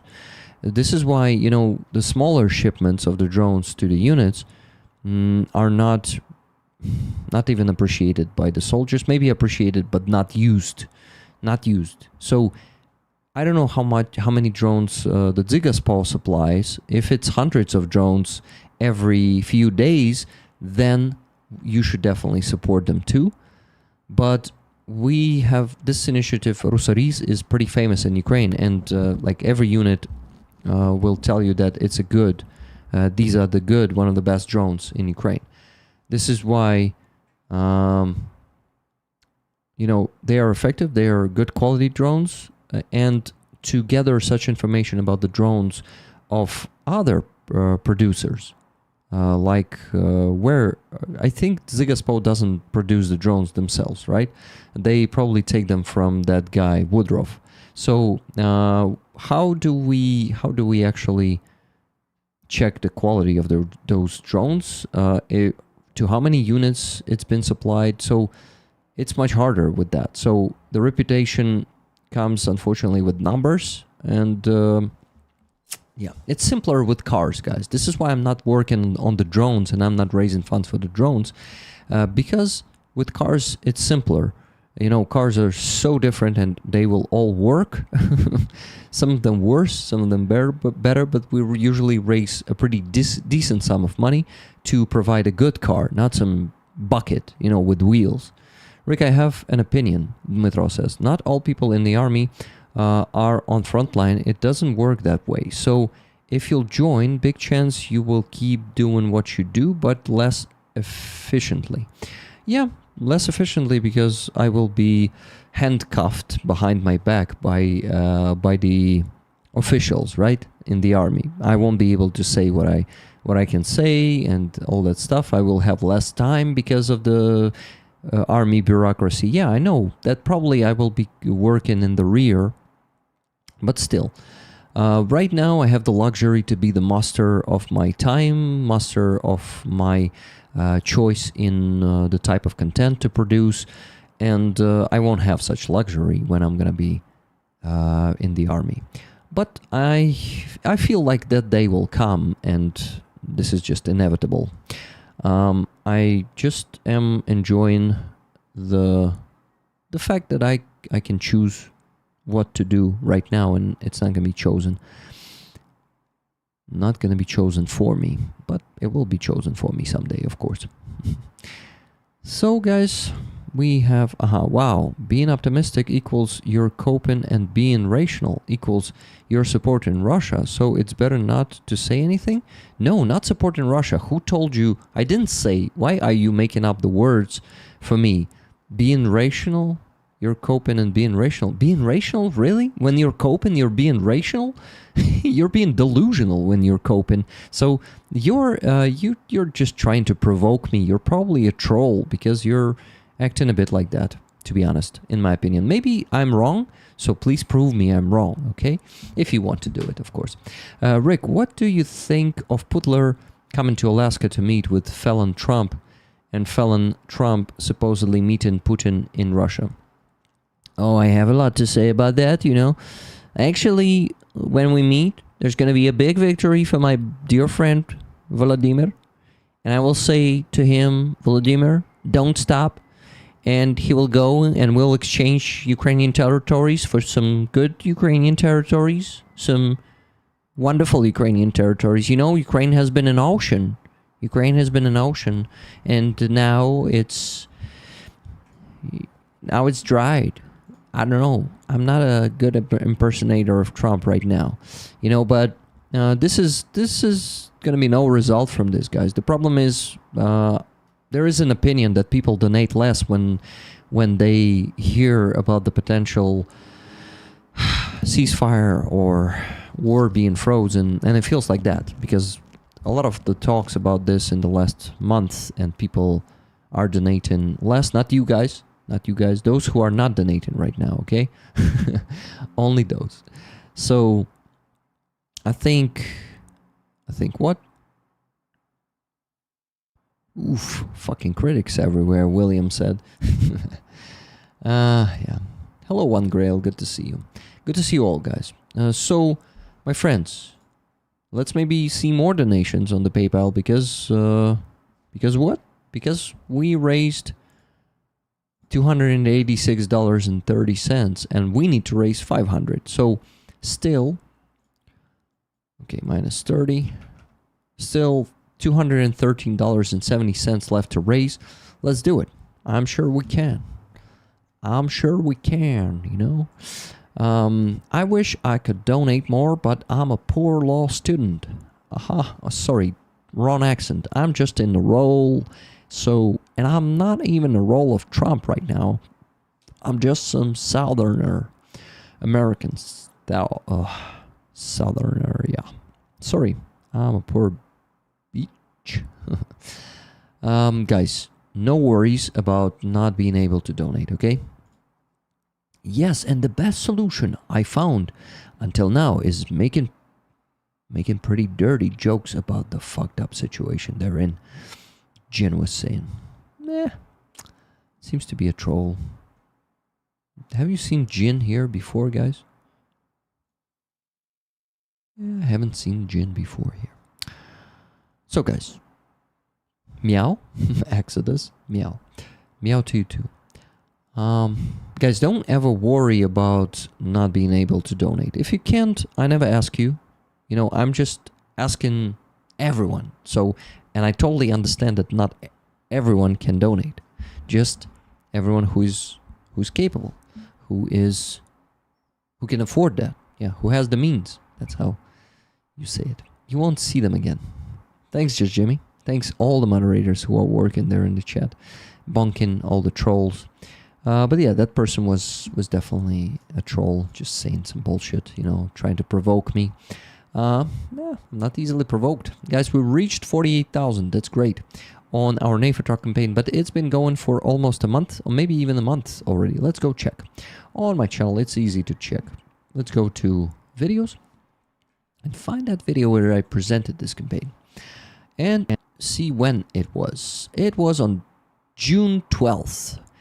Guys, 2 months, exactly 2 months, we are trying to raise 64,000 and we're already on 48,000, great result, but it's slower than all the previous campaigns.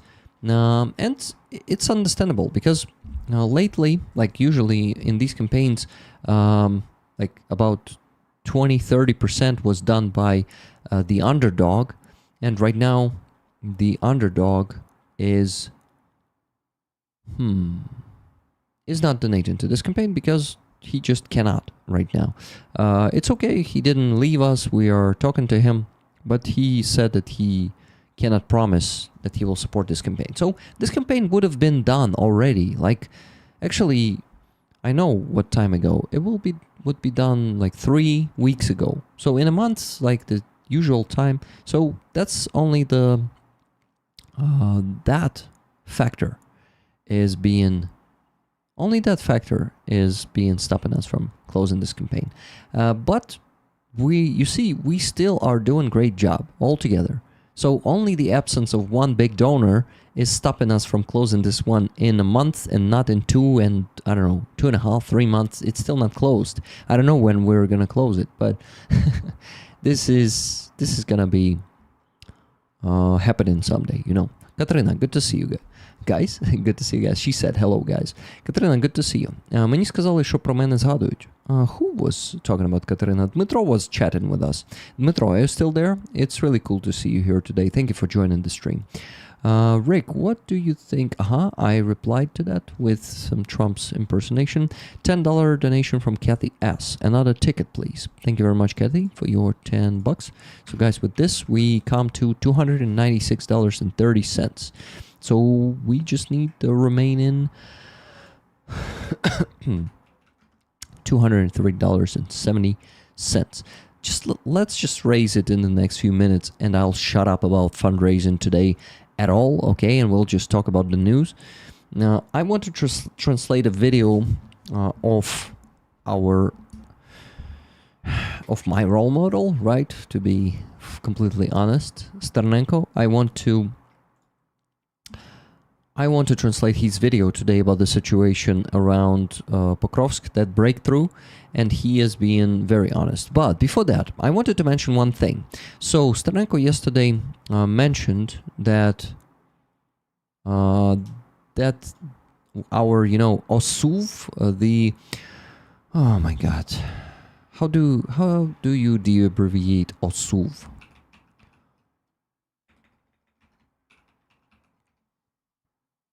Оперативне стратегічне угруповання військ Дніпро. And what about the English? Yes, there's English. Dnipro Operational Strategic Group. Okay, guys. So this Dnipro Operational Strategic Group, basically, this is one of the groups, the temporary commands, the ineffective ones that are not doing shit by the version of Bogdan Krotovich, and many other soldiers are confirming this. So they do what? Yesterday they went live about the situation around this area. You see on the screenshot, this area, the area of breakthrough, and they said some lies, some brutal lies. That's their coat of arms, guys. That's their patch. They were created in 2022, so they are a temporarily is a formation of the Ukrainian ground forces active in the Russian invasion of Ukraine. The Khortytsia Operational Strategic Group was led by Colonel General Alexander Syrsky, so Syrsky was commanding this one, who also served concurrently as the commander of the ground forces of the armed forces of Ukraine. Since January 2025, the commander is Mikhailo Dropati. Unfortunately, Mikhailo Dropati is not a commander of... Oh, no, wait. I think he stayed the commander of this one, but not the commander of the... Oh, wait. I'm not sure, but no. He's the commander of the United Forces, Ob'Yednanych Sil. So I don't know, actually. Okay, let's go. Let's go see. On January 19, 2023, Syrsky was a part of a staff meeting alongside numerous commanders and important government leaders alongside Ukrainian President Volodymyr Zelensky. Zelensky noted in the meeting that the Khortytsia group was deployed in the hottest part of the front line. Oh yeah, that's the truth. Okay, I got 2 more donations. Fantastic, but I'll mention them in a bit. So, this Dnipro Operational Strategic Group, right? So what did they say yesterday? Sternenko is quoting them here, he is quoting them. Yeah, I need to translate this. And you will understand. Probably. You're smart people. You will see how just bluntly stupid it sounds. Give me a second. Where is that ChatGPT? Translating takes just a bit of time, but it still takes time. I can mention the donations for now. Lynn S donated $20. Thank you so much, Lynn. And Gabriel donated $30. I bought some pictures of Aziza. Everything went absolutely perfect with papers and transportation. Rick's community is very reliable, and I am proud to support it even with little donation. Thank you so much, my friend. Thank you for $30. Thank you, Lynn S, for $20. So, guys, with this, we come to $346.30. Good job.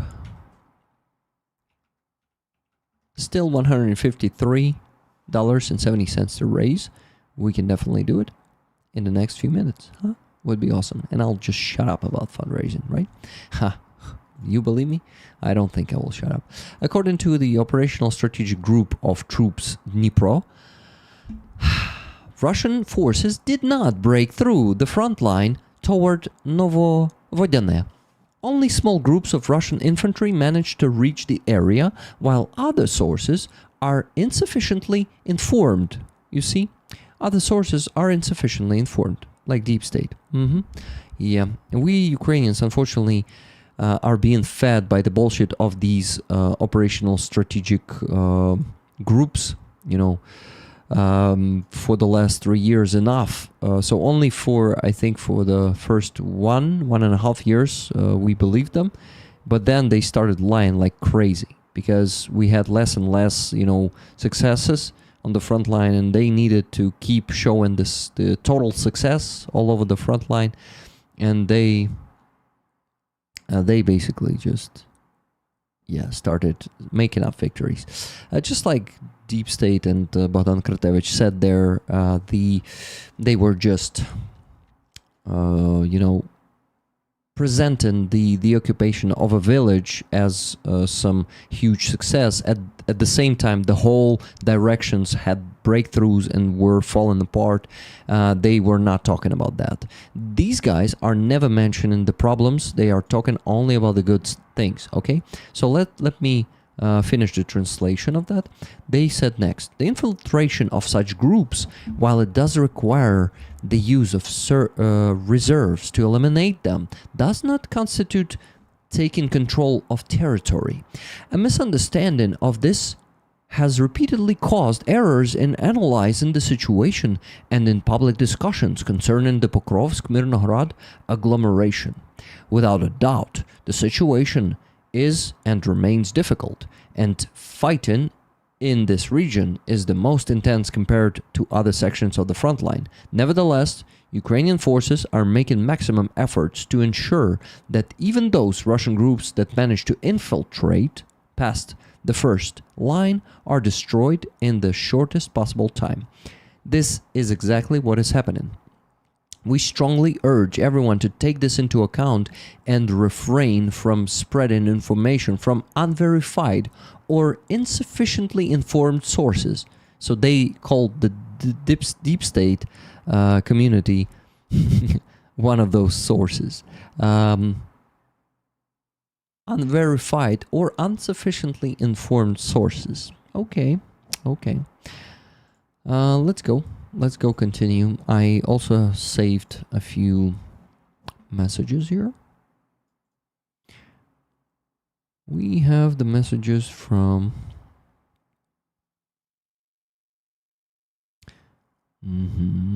that's a different news. So guys, today or maybe yesterday or maybe tonight, I don't know. Also the speaker of the Dnipro, of that, how do we call them? Operational Strategic Group Dnipro. The speaker of it is Viktor Trehubov. So Viktor Trehubov is actually a guy who had my respect before this. Before this, I knew him as a pretty reliable Democratic ex-member. Remember that party? And not only a party, it's the movement of activists.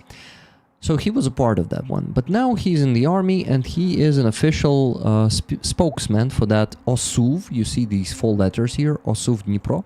So he's an official speaker. His name is Viktor Trehubov, and he is spreading this, the same that was said in that text, but a bit different. У нас зараз ситуація на Покровську і кілзону, тобто будь-якими засобами проникнути і піти далі.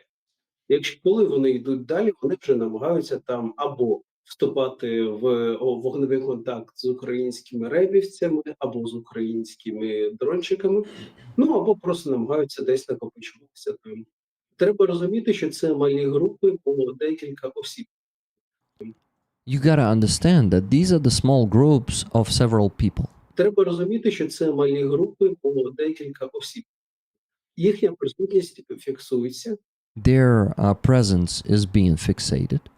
І тому на мапах з відкритих джерел здається, що ось, о Боже.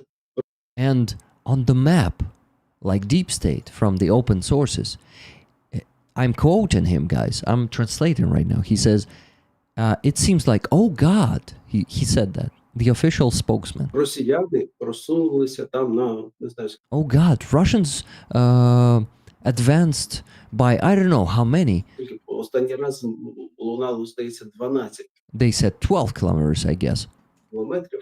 в глибину української території. deep into Ukrainian Але territory. треба розуміти, що мова не йде про те, що вони взяли цю територію. But you gotta understand that it doesn't mean that they've taken that territory under their control. Під контроль.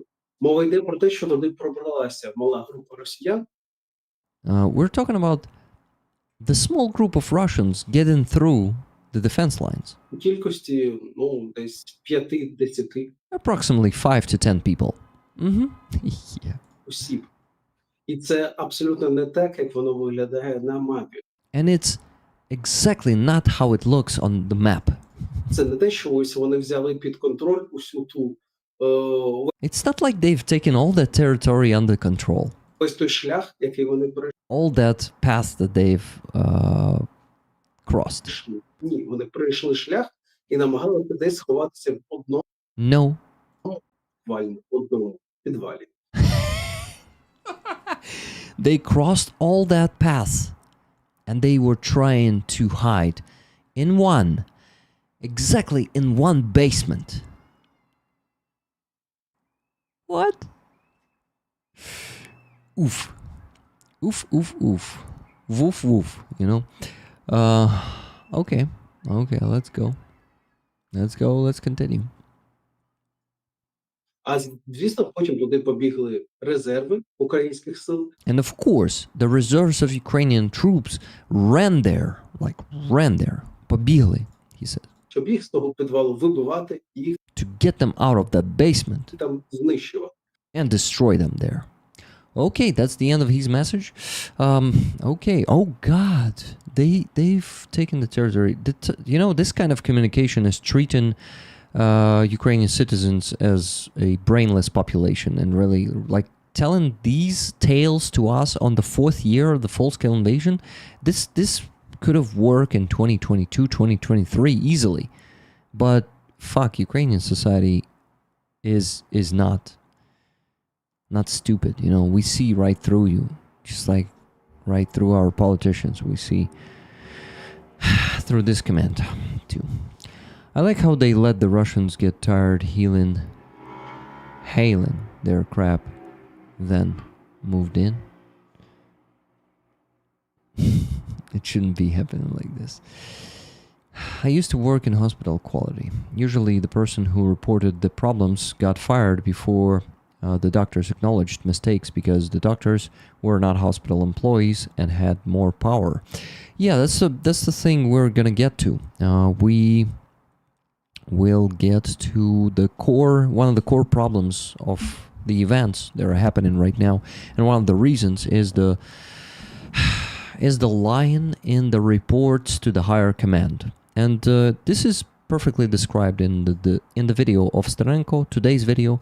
I want to translate it for you, so let's go and do it right now. Guys, I remind you, before I start doing that, because, oh shit, I didn't take any water with me today, and I've been streaming for 2 hours now, and I haven't hydrated at all. Shit, that's bad.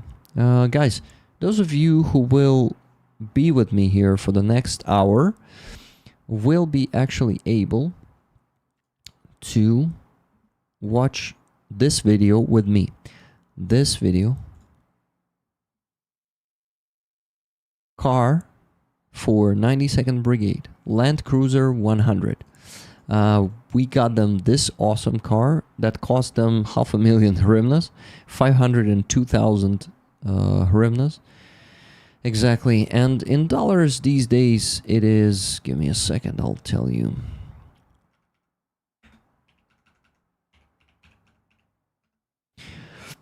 $12,154. Year 2007. That's how expensive these cars are in Ukraine right now. That's a very good car. This car is very reliable. That's what Serhiy told me. Serhiy is the commander of this unit. I think he has around 25 people under his command. So this video is going to be premiered in 65 minutes, as you can see.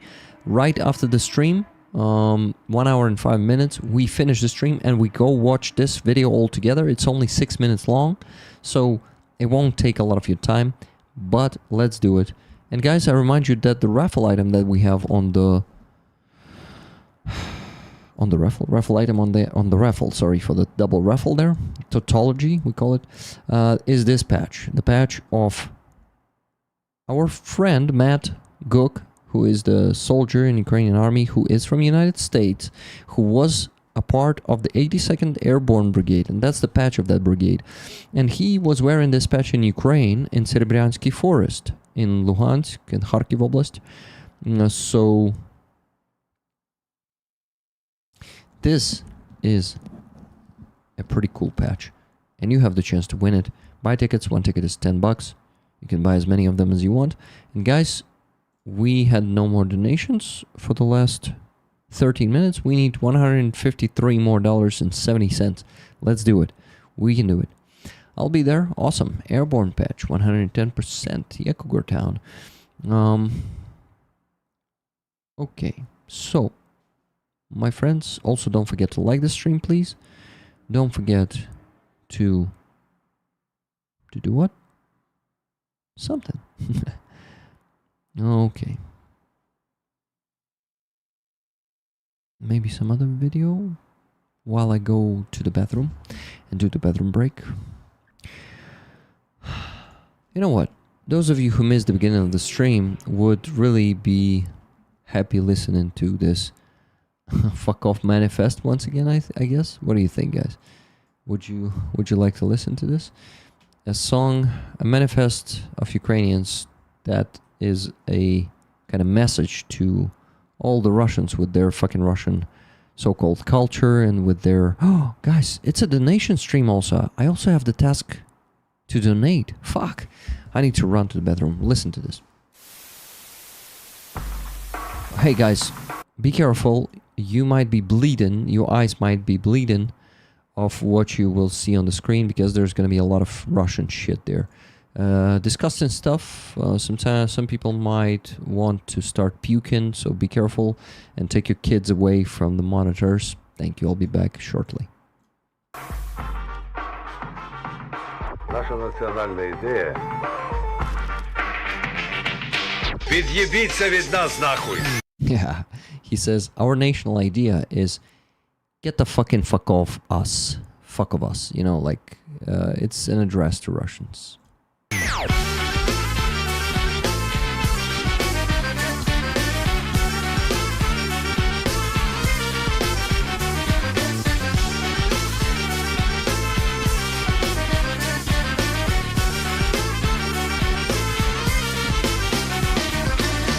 Славянське братство і дружбу, нахуй єдиною віру і службу, нахуй одну на двох історію, нахуй спільну телеаудиторію, в жопу спільний бізнес, в жопу зв'язки, знижки на газ та інші казки, в жопу вікову культуру і великою літературу, архітектуру, скульптуру, тюремну субкультуру, агентуру і запуск із Байконуру, мінтовську диктатуру, кремльовську режисуру, всю вашу нахуй номенклатуру. Хто ви? Ідіть ви нахер, я вас не знаю. Хто ви? Ідіть ви нахер, я вас не знаю. Хто ви? Ідіть ви нахер, ми вас не знаємо. Хто ви? Ідіть ви нахер, ми вас не знаємо.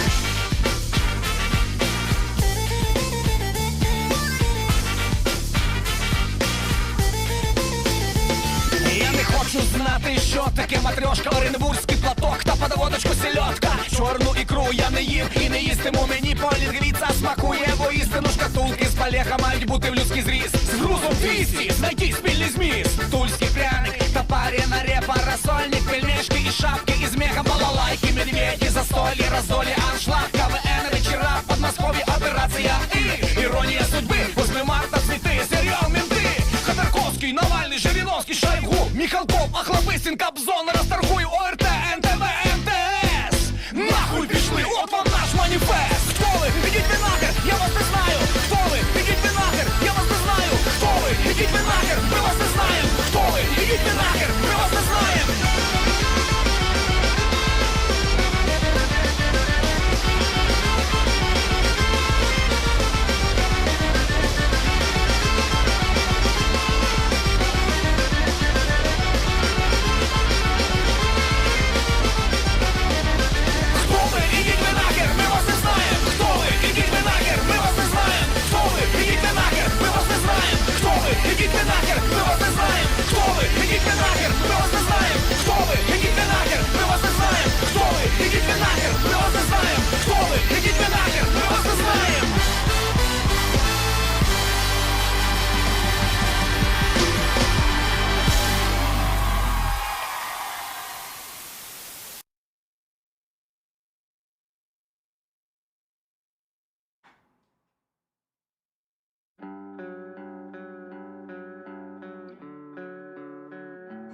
Уманці, коротше, місто, де ти, в принципі, можеш от взяти і захотіти і прожити супер спокійну життя.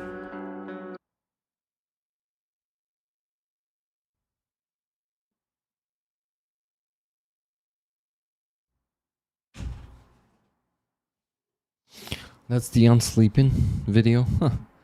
Interesting.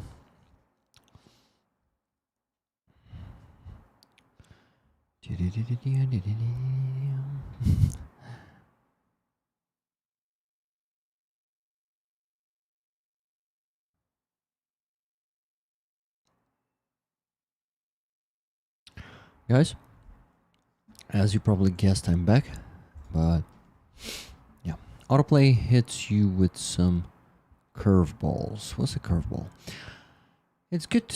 There is a lot of attention on the problem, and I hope it can be solved. I remember the Ocheretane breakthrough. Oh yeah, Ocheretane breakthrough was a slower and smaller than this one, you see? Okay, let's begin with donations and then the video of Sternenko. Okay, guys. I need to make donations to our fundraisers to close the one for the Chimera, the top progress bar you see on the screen. I will actually show you, they added the description in English specifically for us. But the jar is called in Ukrainian anyway. So here it is. Huh? No. Ah, yeah, repeater parts Chimera. So it's kind of just the title of the description. So there's like a separate title, and now it's also a title of the description. Okay, repeater parts Chimera, for Chimera, you know what I mean. Anyway, let's withdraw the money, Rick. Let's do it. First, you need to calculate how much you need to withdraw. Draw. Okay.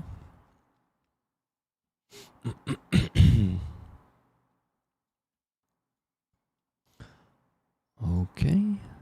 Calculating, guys. Please stand by and donate. Thanks. Okay, what do we have here? We need to minus $670 that we donated to Ostemel Shelter and Helena and Anton from that sum of money. Then we need to minus the sum of money that we donated to the mud tires, because that's also what I made the donation to close the jar as fast as possible. I made the donation on Tuesday? No, Sunday, on Sunday stream. Minus $243.94. Yeah, that's for mud tires. Okay, I minus this, I minus that. And what do we have here? 5. It should be this. Okay, then how much we raised today already? $346.30. Good job, guys, but we still haven't finished. Okay, plus this.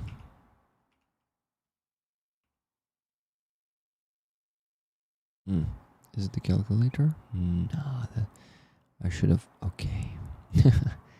I need to open another one then. Sorry for these noises. I think the sum should be matching here. Yes, the sum is matching. So guys, we have a pretty big sum of money to donate right now, $5,827.34, and we're going to donate it to the remaining two fundraisers. The middle one is for the repeater parts for Chimera group and Car for the Blackbeard group. So we're going to close the middle one, and we're going to contribute a lot today to the bottom one. I think around more than $4,000. Wow. That's really good. Okay, let me start withdrawing the money from the from the PayPal to volunteer card. That's what I'm usually doing on the donation streams, because it's not only a news stream, it's also a donation stream. But the video of Sternenko will be still translated, because I'm gonna be doing everything pretty fast and focused, as I am still right now. So today's exchange rate is 41.3 hryvnias for $1. So $1,000 is 41,300 hryvnias. And I am withdrawing the first 1,000 right now. Minus 1,000. Okay. The second one.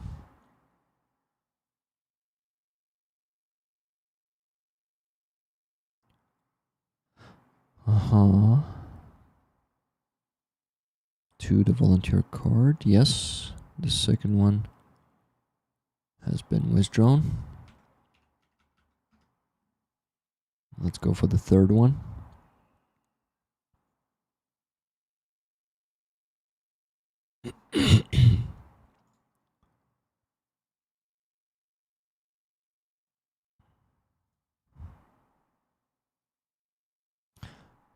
The third one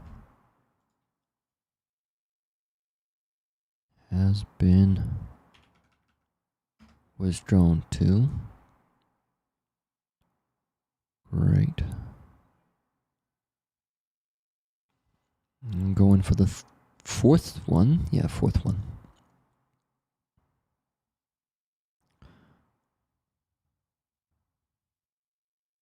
Force 1,000 is being withdrawn right now. And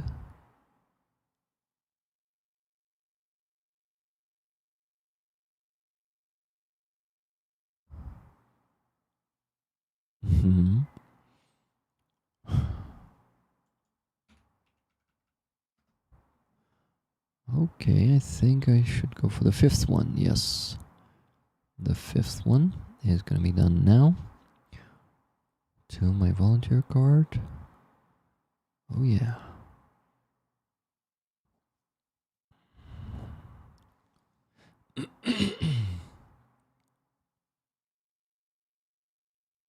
Okay guys, you're talking about something strange in the chat. I don't know. Even some fish, some food. I'm getting hungry. Stop it. Stop it. You remember? Stop it. Get some help. The old meme with Michael Jordan. Okay guys, the last sum of money to withdraw is not 1,000, but the remaining $827.34. $827.34.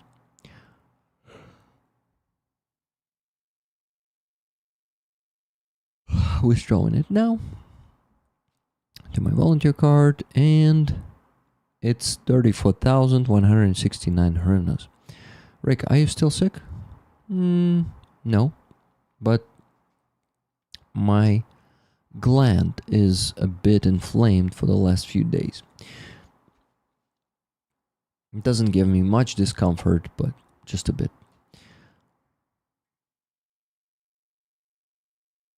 Okay, so I withdraw that 34,169 hryvnias, the last one, to withdraw from my PayPal to my volunteer card, and now I can start donating.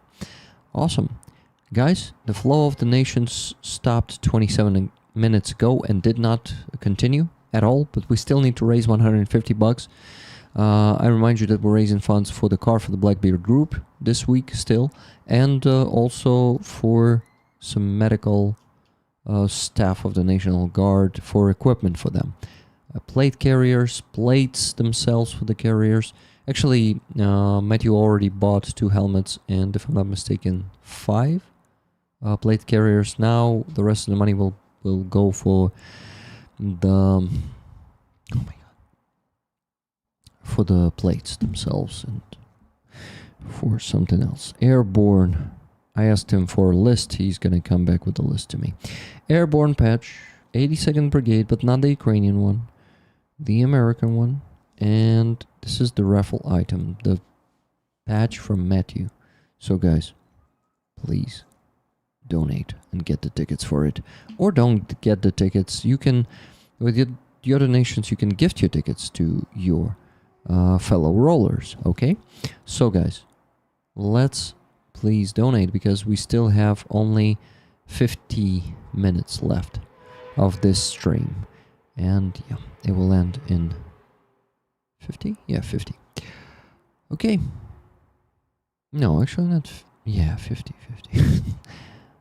Rick.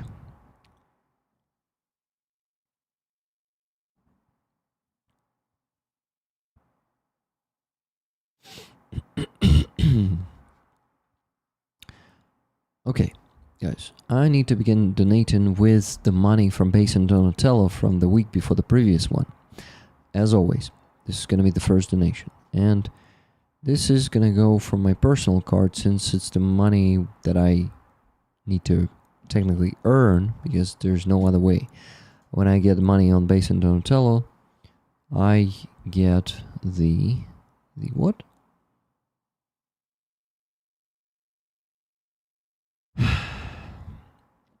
I pay tax and fee from the money being donated to Base and Donatello because I need to basically earn them.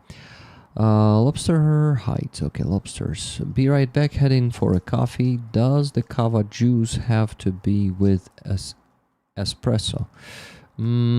Probably. Yeah, it's espresso tonic.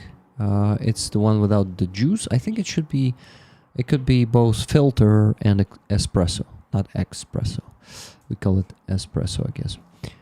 In Italiano, you know, in Italia, here in Italia. Okay. Guys, let's go find our main fundraiser. Where are you? Car for the Blackbeard group. It is the one. By the way, guys, I forgot to tell you that yesterday, Robert Jonasar got the tickets to rollers. Here it is. Raffle tickets for rollers, also donated directly to the Blackbeard group jar. And indeed, he donated another, I think, 6,000. 6,000 hryvnias and 5,000 hryvnias here.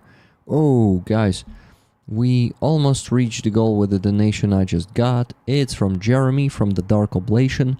$150. Tickets for Silver Earth, please. So, guys, we still need to reach the goal, $3.70. Maybe more of you want to send donations.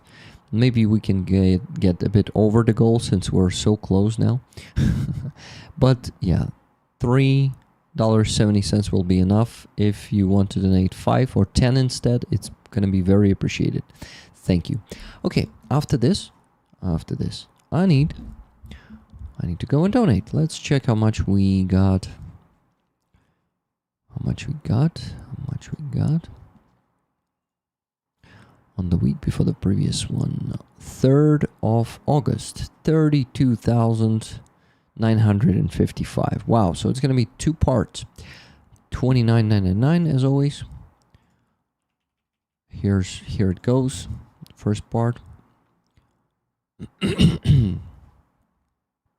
Guys, if you don't know how to donate, check the pinned message in the chat and you will discover it there. Thank you.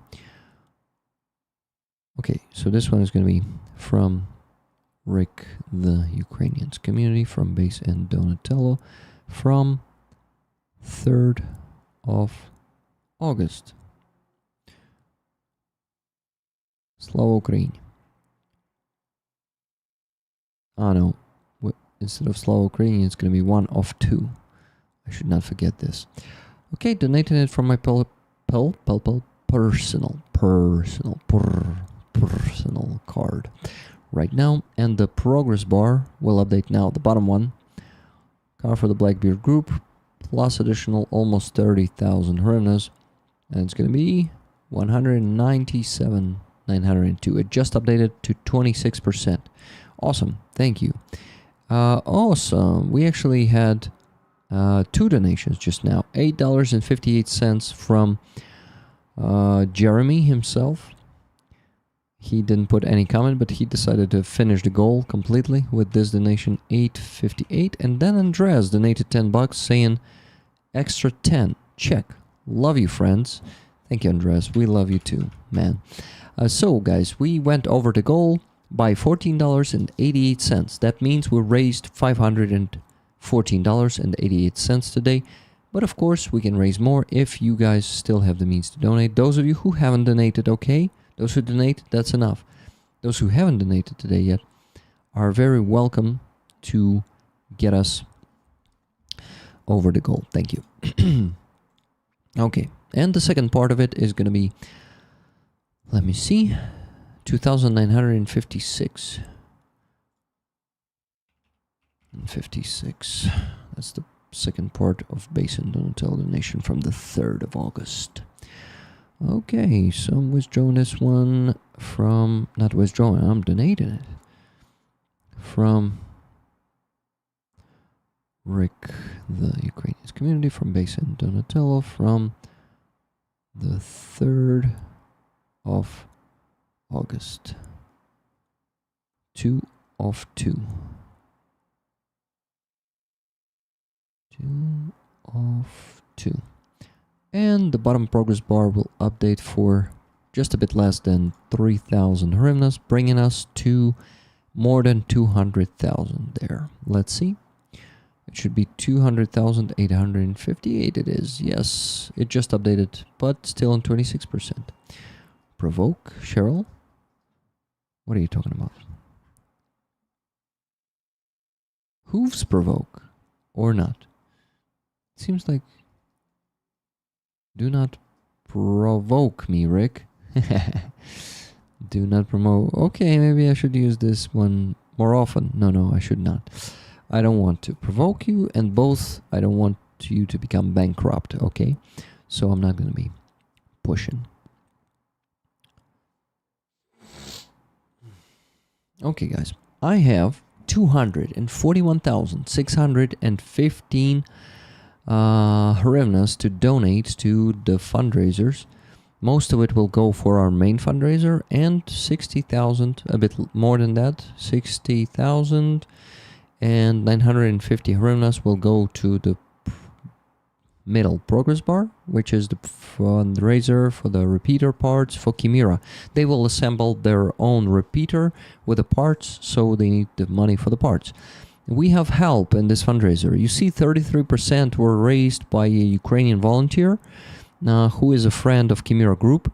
So guys, we need to do only the 67%, so 2/3 of this fundraiser. And let's go and do it right away. I'm ready. Are you? I am. 209.99.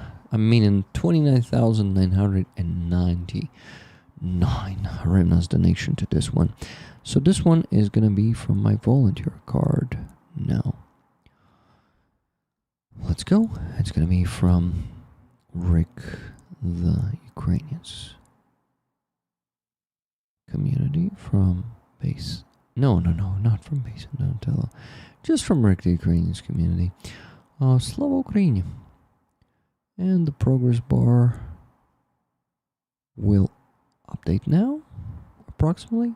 I guess somewhere around now. The middle one. And update. It just updated to 65%. Okay.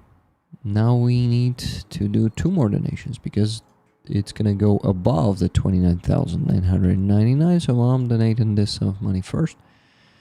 And I'm going to get us the closed fundraiser in just a bit.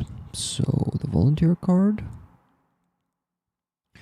from Rick Rollers, Heruem Slava. And the progress bar, the middle one, will update once again in 5, 4, 3, 2, 1. Update. 98%. Fantastic. So it takes 5 seconds. Yeah. Sometimes 3, but mostly 5. Okay, how much we still need to donate there? 952 hryvnias to close this one. So let's do it.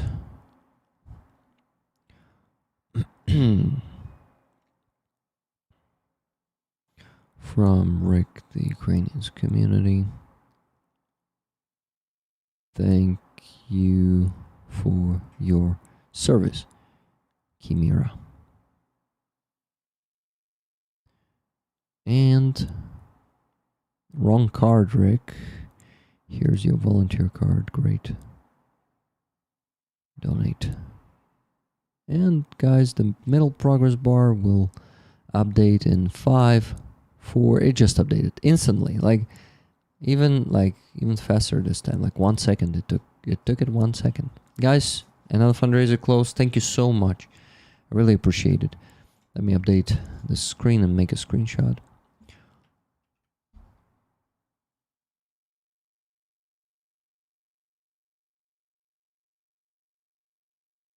Yep. Here's the screenshot.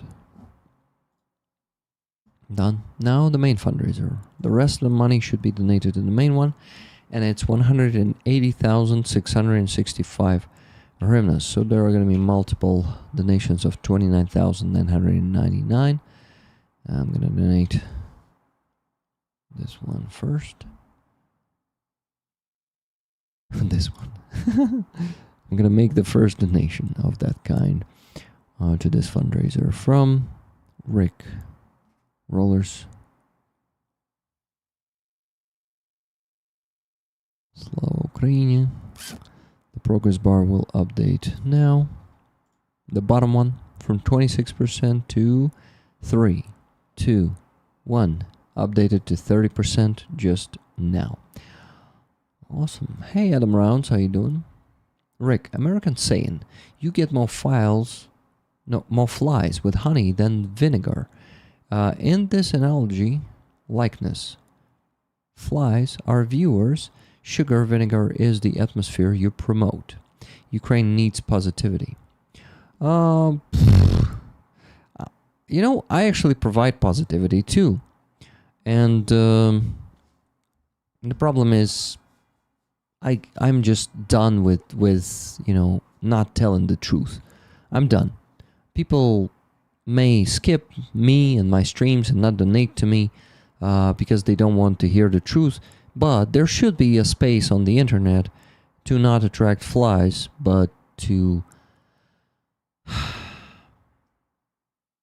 to provide vinegar. Not have flies, but be honest with the people who want to hear the truth, who are okay to be perceiving the reality and not only the copium and So I understand what you're talking about, but I made my choice. I made my choice to not be popular. I made it a long time ago, and I'm not planning to change. I'm not planning to become a copium provider. And we have plenty of copium providers out there. I just don't want to be another one. I don't want to be among them, okay? So I'll be a reality check, if I can say so, for many people who want that check, who don't want it. Unfortunately, I'm gonna lose them. I understand this, my friend. I've chosen unpopularity, unfortunately, or fortunately, I don't know. But I'm honest with myself, and I'm also providing something to people. There are some people who want to hear me, who want to hear this, Yes, it's not that many of them, but I still have my great community with me. Guys, just donated another 29,999, and the progress bar will update. It just updated to 34%. Yep. Ukraine will win this war. Ukraine will be a free country. Rick will keep on rolling. Thank you, Desade. Thank you for that message too. I definitely will, if they won't kill me before that. Before the victory. I really, guys, one of my dreams is to survive this war and see the victory, see the Russian so-called Federation collapsing into many countries, and the civil war in so-called Russia will be watching this on the internet and just, enjoying the life. I'm not sure that it's gonna happen soon, but it can happen any minute, actually. Putin may drop dead at any minute, even though it sounds impossible or not really possible. It is possible. I don't want someone to sugarcoat the war to me. Yeah, Jeffrey, thank you. You see, there will be people who want to hear the ugly truth all the time. Gotta let Rick be Rick. I was worried about it until the protests. Ukrainians are capable to handle it. Thanks, Cheryl. From Rick, the Ukrainians community. Thank you for your service. And the progress bar will update now. The bottom one, plus 30 more thousand from 34% in 3, 2, 1. -1, -2, -3 to 38%. This time it was longer. It was 6 seconds, even 7, I guess. Okay, next donation to make is the same amount, 29,999. That's the maximum you can do here. But guys, it's safer when these sums of money are coming to the cards of soldiers. Financial monitoring is not asking any questions, but when I donated a couple of streams, I did donations for like 200,000, 100,000, or 150,000. Financial monitoring was blocking the accounts of the soldiers until they explain it to them. So it's really good that we're doing it this way and not the whole payment right away. From Rick, Rollers, I guess this time. From Rick Rollers with love, and the progress bar will update now. The bottom one, car for the Blackbeard group, is updating it just updated to 42%. We're on 320,854. Great. Sounds like great grandpa, right? Hello, the great one. Hi, good afternoon from United States. Slava Ukraini. Heroям slava. Thank you for joining us. What is your nickname usually when we don't see the handle but we see the nickname? Is it the same, the great one? 11? Because what? Because lately my chat is broken. I've seen this on other channels, but it started happening here too. Okay, let's go and make that donation. The next one, the next 29,999.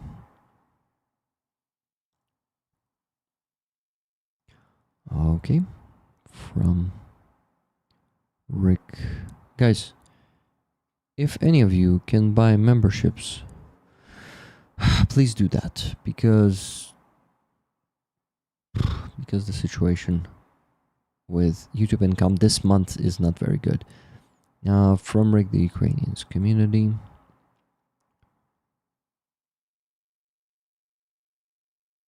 Heroям slava. And the progress bar will update now.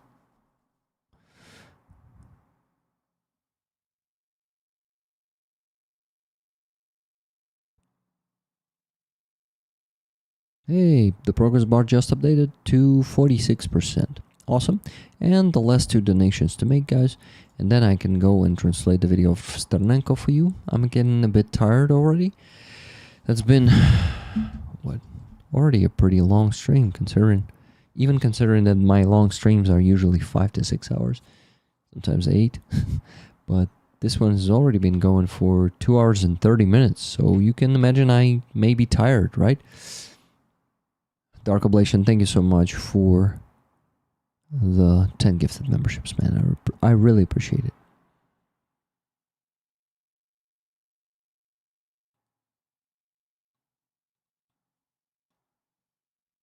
Can the military wet? Hello to you. We love your long streams. Well, they are cool, but too much to handle to most of the people. Me, for example, I'm not the person who will be sitting on someone's stream for more than like 2 hours. So I understand many people who don't like visit the whole stream, sit there for the whole stream,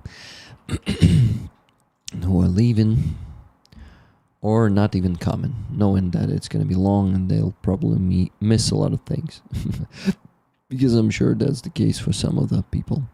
Okay, from Brick Rollers, Slava Ukraini, and the progress bar, the bottom one will update now in 5, 4, 3, 2, 1, update. It just updated to 50%. Great. And we have a bit less money left to donate. Not 29,999, just a bit less. 671 hryvnia to donate to this one. And finish it for today. I mean, the donations. But the stream is still going to be going for another 30 minutes. And then 6-minute video for you guys. Video premiere, meaning it's from the soldiers. And I'm going to be talking like for most of it. Soldiers are going to be talking for like 30 seconds. But I'm talking about important things about the fundraisers after that. So please stay for the whole 6 minutes. Yeah, I know it's a lot. 6 minutes these days, you know.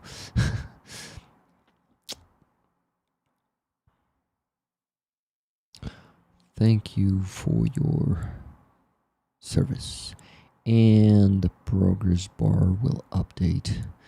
Now the last donation in 3, 2, 1, 0. Just updated to 50%, guys. We went to 381,000 from 151 or 61,000. I think 51,000 on the previous stream, previous Tuesday stream. So guys, wow.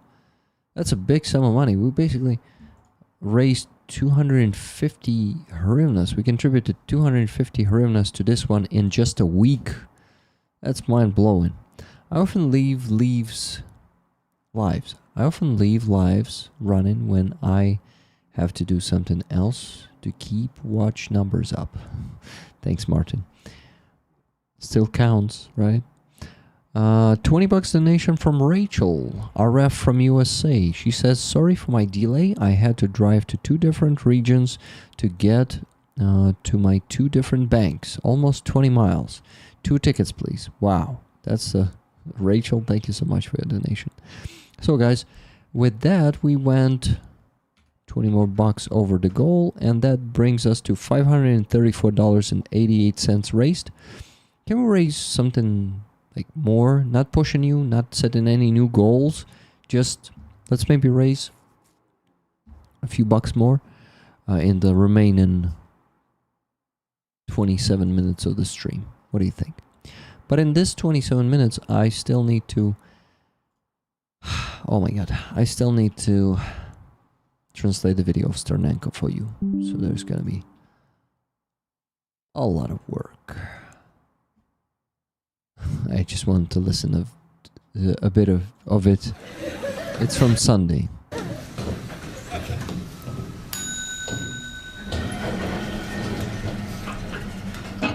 What's the buttons? Oh no, they installed voice recognition technology in this lift. I heard about this. Voice recognition technology? In a lift? In Scotland? You ever tried voice recognition technology? No. They don't do Scottish accents. 11. Could you please repeat that? That's really funny, but we don't have the time to watch this one right now. I just wanted, I don't know, to share this video with you probably. That's, I think, Anastasia shared this one with me or someone else during the Sunday stream. Voice recognition. So Scottish accent is a hard one to repeat. You know, maybe if I practice longer, maybe I will be able to repeat it, but not sure. Okay. I make stuff at home. What's the link link to that video. Here it is. I just posted it in the chat. Sternenko. Let's go. We have only 25 minutes left, and the video is 60 minutes long, so I don't think I'm going to be making it in time. But anyway, it's very important one. Вітаю вас, друзі. На жаль, хороших новин. Greetings, friends. Unfortunately, there will be no good news today, but you should still watch this episode because it's important. Today we will talk with you about the new statements of Donald Trump. He spoke a lot yesterday. It's good and it's bad. And let's talk with you about the critical situation in Pokrovsk, Dobropilsk. Now it sounds like that, the direction where the Russians broke through the Ukrainian defense to a depth of more than 10 kilometers.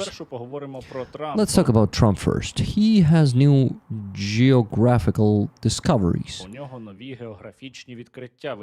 Turns out that Ukraine is an oceanic country. Well, many people don't know that Ukraine had 1,000 miles of ocean. It disappeared except for one small area of Odessa. This is a small area. This is only a little water left. A little water left. Of course, I suspected that the ancient Ukrainians dug the Black Sea, but they also dug the ocean is something new for me. And in general, it turns out that Ukraine is not destroying the Black Sea fleet of the so-called Russia, but the entire oceanic fleet of the so-called Russian Federation. There are not all the facts that Trump surprised us with yesterday, because it turned out that the Russians could... Okay, sorry, it was too fast. Russians could not reach Kyiv, not thanks to the bravery and courage of the Ukrainian army, not because they simply went through, but because they simply went through the swamp, through agricultural lands, and not on the highway. You know, they would have been in Kyiv in 4 hours, driving on the highway, but the Russian general made a brilliant decision to drive through farmland. And there has been just torrential rains, and the rains were so heavy that every turned to mud. What? Everything turned to mud, and those tanks got stuck in the mud because all those tanks got stuck in the mud. They got stuck in the mud. You won't believe it, but these are not all the fabrications that the President of the United States of America voiced yesterday. We will talk about it now. And now I'm calling you for a very important donation for the Russian cutter anyway. Sorry, missed that last word. We are now urgently accepting requests from the Pokrovsk-Dobropilya region, not region, but direction, to help our soldiers destroy the Russians who broke through.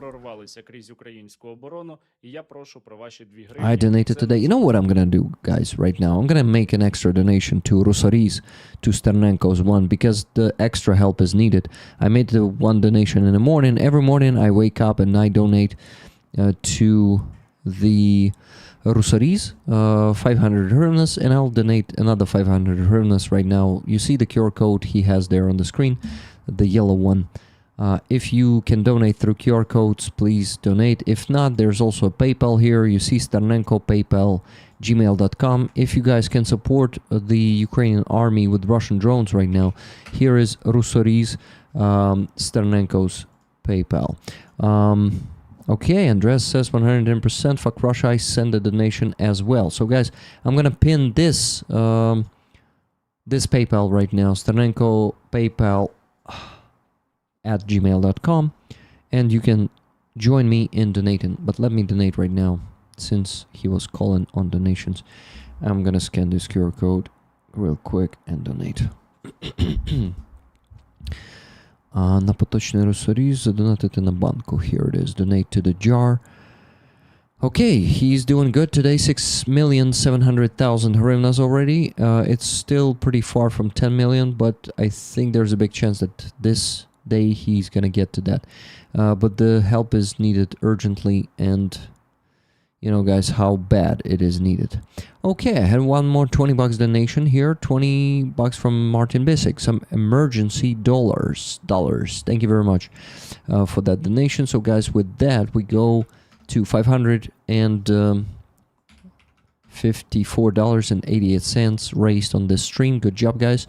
If anyone else has the means to donate either to Sternenko, you know what? Enough donating to me today. Let's please all donate to Sternenko. Whatever you can. $1, $2. Everything will be really helpful.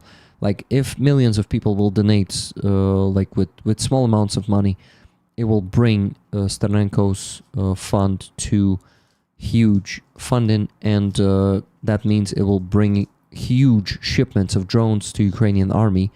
The priority is on that direction, guys. So Sterenko was actually mentioning today that he said what? Give me a second. He said that, you know, yeah, it's only an infiltration, but we have so many requests from that direction. It's definitely thanks to just infiltration of 5-10 Russians. The fucking bullshit that the officials are feeding us with. Just keep treating Ukrainians like kids, you know. Okay, I donated, yes, extra 500 cent, so 1,000 for me today. Not big money, 25 bucks, but for me, it's for Ukrainians. It's a pretty decent donation. Okay. Okay, let me keep translating, please. And I'm asking for your 2 hryvnias. This is extremely important. All details are as always in the description of this video. Well, Trump is going to fly not to Alaska, where he is supposed to meet with Putin this Friday, but to Russia. You know, I'm going to see Putin. I'm going to Russia on Friday. And it will be a big event. We're going to Russia. This will be marvelous. Trump is not going to any so-called Russian Federation, well, at least not yet. Maybe later he will plan such a visit to Vladimir Putin. Now he has to go to Alaska, but the Russians believe that Alaska is part of so-called Russian Federation. Maybe Trump already thinks so too. Who knows him? The political summit of the 2 leaders will take place in Alaska, in Russian America, where the Russian flag flew in the 11th century, back in, no, 19th, she said, yeah. My Alaska, and I will somehow figure it out myself. No, ourselves. It's our Alaska, and we will somehow figure out it ourselves. And in general, a lot of things in Alaska are imbued with Russian... What? With Russian spirit. Join Alaska to Russia. Annex it. That's what they say on their Russian fucking television. Yeah, guys. That's a pretty cool video.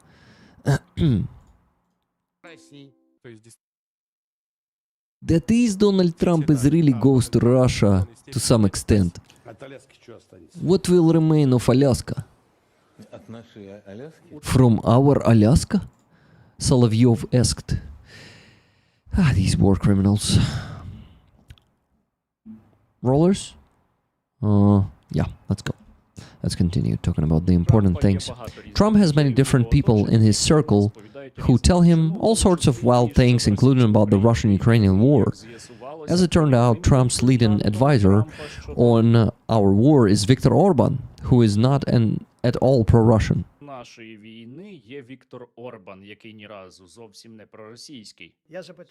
I asked a very, very smart person, who some people love and some people don't, Viktor Orban, yes, from Hungary.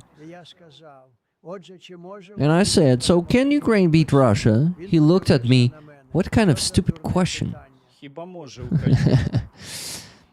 Can Ukraine defeat the so-called Russian Federation? After all, no one has ever defeated the Russians. Well, with the exception of the Russian-Japanese War, with the exception of war in Afghanistan, with the exception of the First World War and several others, no one has ever defeated the so-called Russia. Well, if you don't help Ukraine properly, then you can, of course, say that it is impossible to defeat Russia. But if Trump had helped Ukraine properly, then this question would not have arisen at all. How is right, guys? Arisen or arisen? Well, the most important is probably statement Trump is really going to exchange the territories of Ukraine for territories of Ukraine without the knowledge and consent of Ukraine. Because there will be an exchange of territories. I know this because of Russia and because of conversations with everyone. So he knows it thanks to Russia and conversations with everyone. Okay. Everyone like Orban and JD Vance, probably like Russia, Putin, Orban, JD Vance. For the good of Ukraine, good things. Good. You know, we are for the good things against all the bad things, as we say in Ukraine. Let's go. For the good of Ukraine and for the sake of Ukraine, Trump is going to give part of the territory of Ukraine to a foreign state that is carrying out occupation and genocide. But he's very much the president of Ukraine, dissatisfied because he attacked himself, attacked Ukraine. The fact that Zelensky says, well, I need to get constitutional approval, worries me a little. I mean, oh my God. I mean, he has approval to go to war and kill everyone, but he needs approval to trade territories. What the fuck? Shut the oh my God. Like, this is pure Russian propaganda. Like, even worse. Okay. Defending Ukraine and organizing the defense of Ukraine is the duty of the president of Ukraine, not his right or his desire. But it really doesn't matter much now, because behind all these loud words of Trump hides an unpleasant truth for him. And it consists in the fact that Trump does not have the cards to force Vladimir Putin to stop the Russian-Ukrainian war. Well, he could actually get so-called Russia to cease hostiles if he started arming Ukraine, if he provided funding for that arming, and it should be in much larger quantities than now when we are sold these weapons. But he does not want. He wants that. He wants, without spending anything, to simply take over and force Ukraine to surrender, and not for the sake of some geopolitical goal, but for the sake of the Nobel Peace Prize.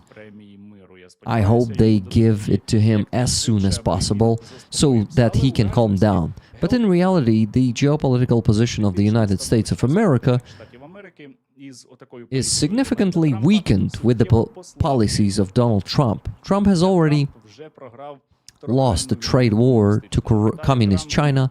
Trump was unable to force India to stop buying Russian oil, and he could not pressure on Vladimir Putin either, because when Trump announced his ultimatum, Vladimir Putin simply ignored it. Trump is weak now, and he is making America weaker. Exactly. And if he will encourage the aggressor to the fact that he can, for its aggression, it can receive a reward, that is new territories, then this means that there will only be more wars, and the Third World War, which Trump is scaring everyone with, may actually become much closer due to the efforts of Donald Trump himself. I will go look at the settings. Well, settings, sure. How? Yeah, he indeed said that. I'll go look at the settings. Now maybe I'll go and say good luck. And that will all be and it will be the end of it. Perhaps I will say that it will not be solved. What? I personally do not expect any breakthroughs from the meeting between Trump and Vladimir Putin. This will definitely be a big victory for Vladimir Putin, and I urge you not to have too high expectations either. It is better now to help the security and defense forces of Ukraine as much as possible, especially since we have a critical situation in the Pokrovsk-Dobropilsk direction. Over the past few days, the Russians there, in the direction of Dobropilla, broke through to a depth of more than 10 kilometers. The situation is indeed critical. Oh shit, I lost it. Sorry, guys. It's truly critical. The Azov Corps was transferred to this location to stabilize the situation. According to the information provided to me by the units, to Sternenko, by the units, the Russians are infiltrating in small groups of infantry and on motorcycles and breaking through deep into our rear, our defense, and then trying to gain a foothold there. This problem did not arise yesterday or the day before yesterday. In principle, it was known, but as I am also informed from the places, some middle-ranking commanders did not report to the top about the real situation. The Deep State portal describes the situation as follows. The situation is rather chaotic because the enemy, having found gaps in the defense, seeps into the depths, attempts to quickly consolidate, accumulate for further advancement, while some persons in the command of a certain brigade either do not understand the full depth of the problem or present the situation as controlled, in which everyone was killed, everyone was stopped. However, the military themselves, who are guarding who are kind of holding the defense there, they don't agree with this and trying to understand what is happening. Do not agree with this. Yeah, they do not agree with this. Did the Russians advance in the direction of Dobropilla? Yes. Can we say that they broke through the front? Well, you can practically say so. Can we say that the Russians are trying to gain a foothold there now? Definitely yes. But Osuv Dnipro, you know guys, this Dnipro Operational Strategic Group, the infamous one, really, is considered a little differently. Is considering a little differently the infiltration of such groups. Yeah, that's the quote right now. You see what an interesting word, infiltration. Not penetration, not a breakthrough of the Russians, not infiltration even. Not like seeping through, but an infiltration. Although it causes the need to attract the reserves for their destruction. But is not a taking control of the territory. Failure to understand this has more than once caused errors in analyzing the situation in public discussions. In the Pokrovsk-Mirnograd agglomeration area, we urge you to take this into account and not to spread information from unverified and insufficiently informed sources. I urge you, friends, not to trust information from unverified and insufficiently informed sources and to prevent the infiltration of groups of Russians. Throw some money into the jar for Russories right away. We will purchase drones якнайшвидше дрони саме на цю ділянку for фронту. this area of the front as soon as possible. We are already receiving relevant requests. Ми But отримуємо what відповідні запити. Але what які are the основні main проблеми того, що Росія problems of the fact that the Russians managed to advance so deep into the defense of the security and defense forces of Ukraine? Guys, now it's the most important part. Please listen closely, carefully, and please don't blink. No, you can't. Don't blink with your ears. That's an important part. What are the problems that of the fact that the Russians managed to advance so deep? нам вдалося так просунутися у глиб оборони Сил безпеки та оборони України. Мені назвали військові декілька The military told me several main problems, Sternenko says. основних проблем. Одна з них – це значний One of them is a significant shortage of personnel in the units, некомплект особового складу у підрозділах, які там тримають. in the units that maintain the defense there. Another, and probably not the biggest problem, one of the biggest problems, the subtitles are not correct. He says, і однією з найбільших проблем, and one of the biggest problems is lies Є брехня у доповідях, in reports and lies in the middle брехня саме на echelon. середній ланці. Ця брехня This lie causes an incorrect, спричиняє неправильну, нетверезу оцінку drunken бойової assessment of the combat situation. Accordingly, incorrect decisions are then made. правильні рішення. Але But чому why командири, do наприклад, commanders, for брешуть? example, Тому що or of brigades lie? Because they fear бояться покарання. punishment.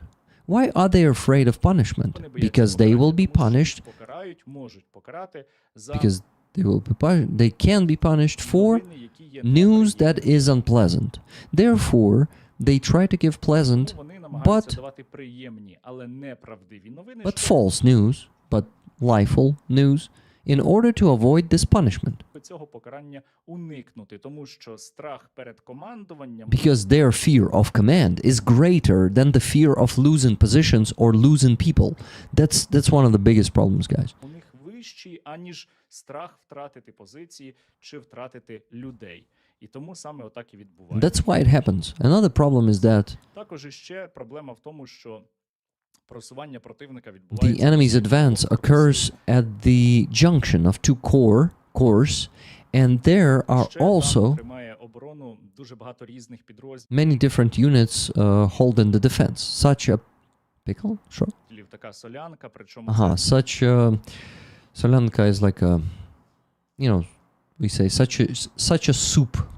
Moreover, these are units не тільки з різних бригад, not only from different brigades, but from different types and а й з різних родів, видів types of troops, types. Yeah, and there are also soldiers ще там є воїни національної of the National Guard, there are border guards, there is the National Police, and not only that. Донники, є національна поліція, та не тільки, і як ви розумієте, нормальні As you understand, it is very difficult to achieve normal coordination and communication between such different комунікації між такими різними such different units. And the last reason, which was given to me by the military from this area, is the shortage of aerial reconnaissance and weapons. Дефіцит засобів аеророзвідки і засобів ураження. Із засобами ураження You and I can help the soldiers with weapons. Therefore, I once again urge you можемо to donate to Rusaris закликаю вас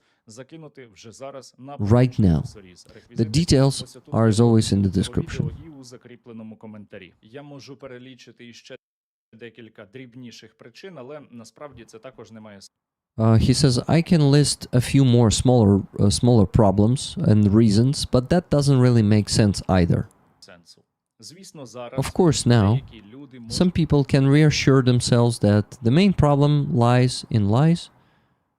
Yeah, себе заспокоювати тим, що основна проблема у брехні. Проблема у брехні є дуже велика, і the problem in lies is very big, and it is not only in this part of the front, but in the fact it is in fact it's a systemic crisis in the armed forces of Ukraine, a crisis that has not been resolved for a long time. Yeah, guys, at least for 2-3 years. України. Криза, яка не вирішується вже тривалий час. Криза, яка потребує A crisis that needs a response. We have a lot дуже багато проблем, і of problems in the army as a whole, and in order to solve them, it was necessary to carry out army reform. армійську реформу, але But вона відбувається it is happening, well, only partially. тільки частково. От є перехід на корпуси. There is a transition to corps, although there was no transition to divisions. Yeah, it is just. Менше з тим. Але проблем залишається But дуже багато. there are still many problems, and when even our military officers talk about Військові кажуть про реальні проблеми. real problems, то реакція there is no adequate reaction to these problems. Yeah, guys, the countdown has begun for the video, and I need to end quick. Let's go. має. Але для них є покарання. Yeah, there is no adequate reaction to these problems, but there is a punishment for them, for those officers who are addressing their problems openly and publicly. Звідси і Exactly. з'являється ось оця This is where this big total lie comes from. велика тотальна брехня. Звісно, не тільки Of через course, це, not only because of this, but the fact is a fact. The Ukrainian army needs a major army reform, because we will either change or die. And in the end, if now we consider the situation in the context of a possible meeting between Trump and Vladimir Putin, можливої зустрічі Трампа і Владіміра Путіна це точно не додає it definitely does not add more strength to Ukraine in a possible Україні у можливій переговорній позиції. negotiation Нам необхідно position. стримати We need to restrain, stop the enemy. The enemy ворог має must понести іще більші suffer втрати. even greater losses. But if we don't change, Але if якщо our ми не будемо military змінюватися, якщо наше військо не буде змінюватися doesn't зсередини, change from якщо within, if again the commanders who allow надмірні втрати excessive всередині casualties among their personnel continue to bear no responsibility, then you and I simply don't stand a chance, and the situation will not be difficult and controlled, but there will simply be no situation at all, because Ukraine may not exist in the end. Army reform is needed. And over the past day, thanks to you, our soldiers received another 255 new FPVs. Okay, that's the end of the most informative part of the video. Of course, you can watch the videos from the soldiers on Sternenko's channel. Rick, would you self-feed pigs if it meant another few bucks? Who wants toe pigs, tease? Okay, funny? Maybe. $25 donation just now from okay, from Annette. Yeah, Annette, thank you. Hey Rick, please put this wherever is needed. The most tickets for rollers. Thanks for the update and your tireless work through all the good times and the bad. Slava Ukraini. Героям слава. Thank you very much. So guys, the video has started. The video that I prepared for you today, so we need to go all together there and watch that video instead of and I need to finish the stream. The last thing I will ask you to do is let me put this video into the chat, and let's go all together watch this 6-minute video which has already begun. Watch the premiere and watch all of it after the premiere, please, because you see, kind of fucked up and did not come there in time with you. Follow this link, guys, and please, if you have the means to buy some memberships, not here but in that video premiere, please do so. I need your support. Thank you so much, and thank you for all the money that you donated today. Thank you for all the gifted memberships. And here's the video, guys.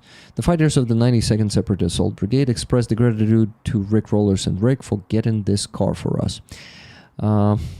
Yeah, I kinda am slacking on this. It will be performing tasks on Kharkiv direction. Slava Ukraini, Героям слава. Let's go watch the premiere. Yeah, here's the link from the other angle. I just pinned this video. Let's go watch, all of us there. Let's watch the end of it. And thank you so much for being here with me today. I'm finishing this stream. Let's go watch that premiere together. Thank you so much for all your donations, all your hard work and support and care. Love you all, guys. Live long and prosper. Slava Ukraini. See you tomorrow, probably, on the stream. Still don't know which one, but we'll see you tomorrow. Bye, guys. Love you.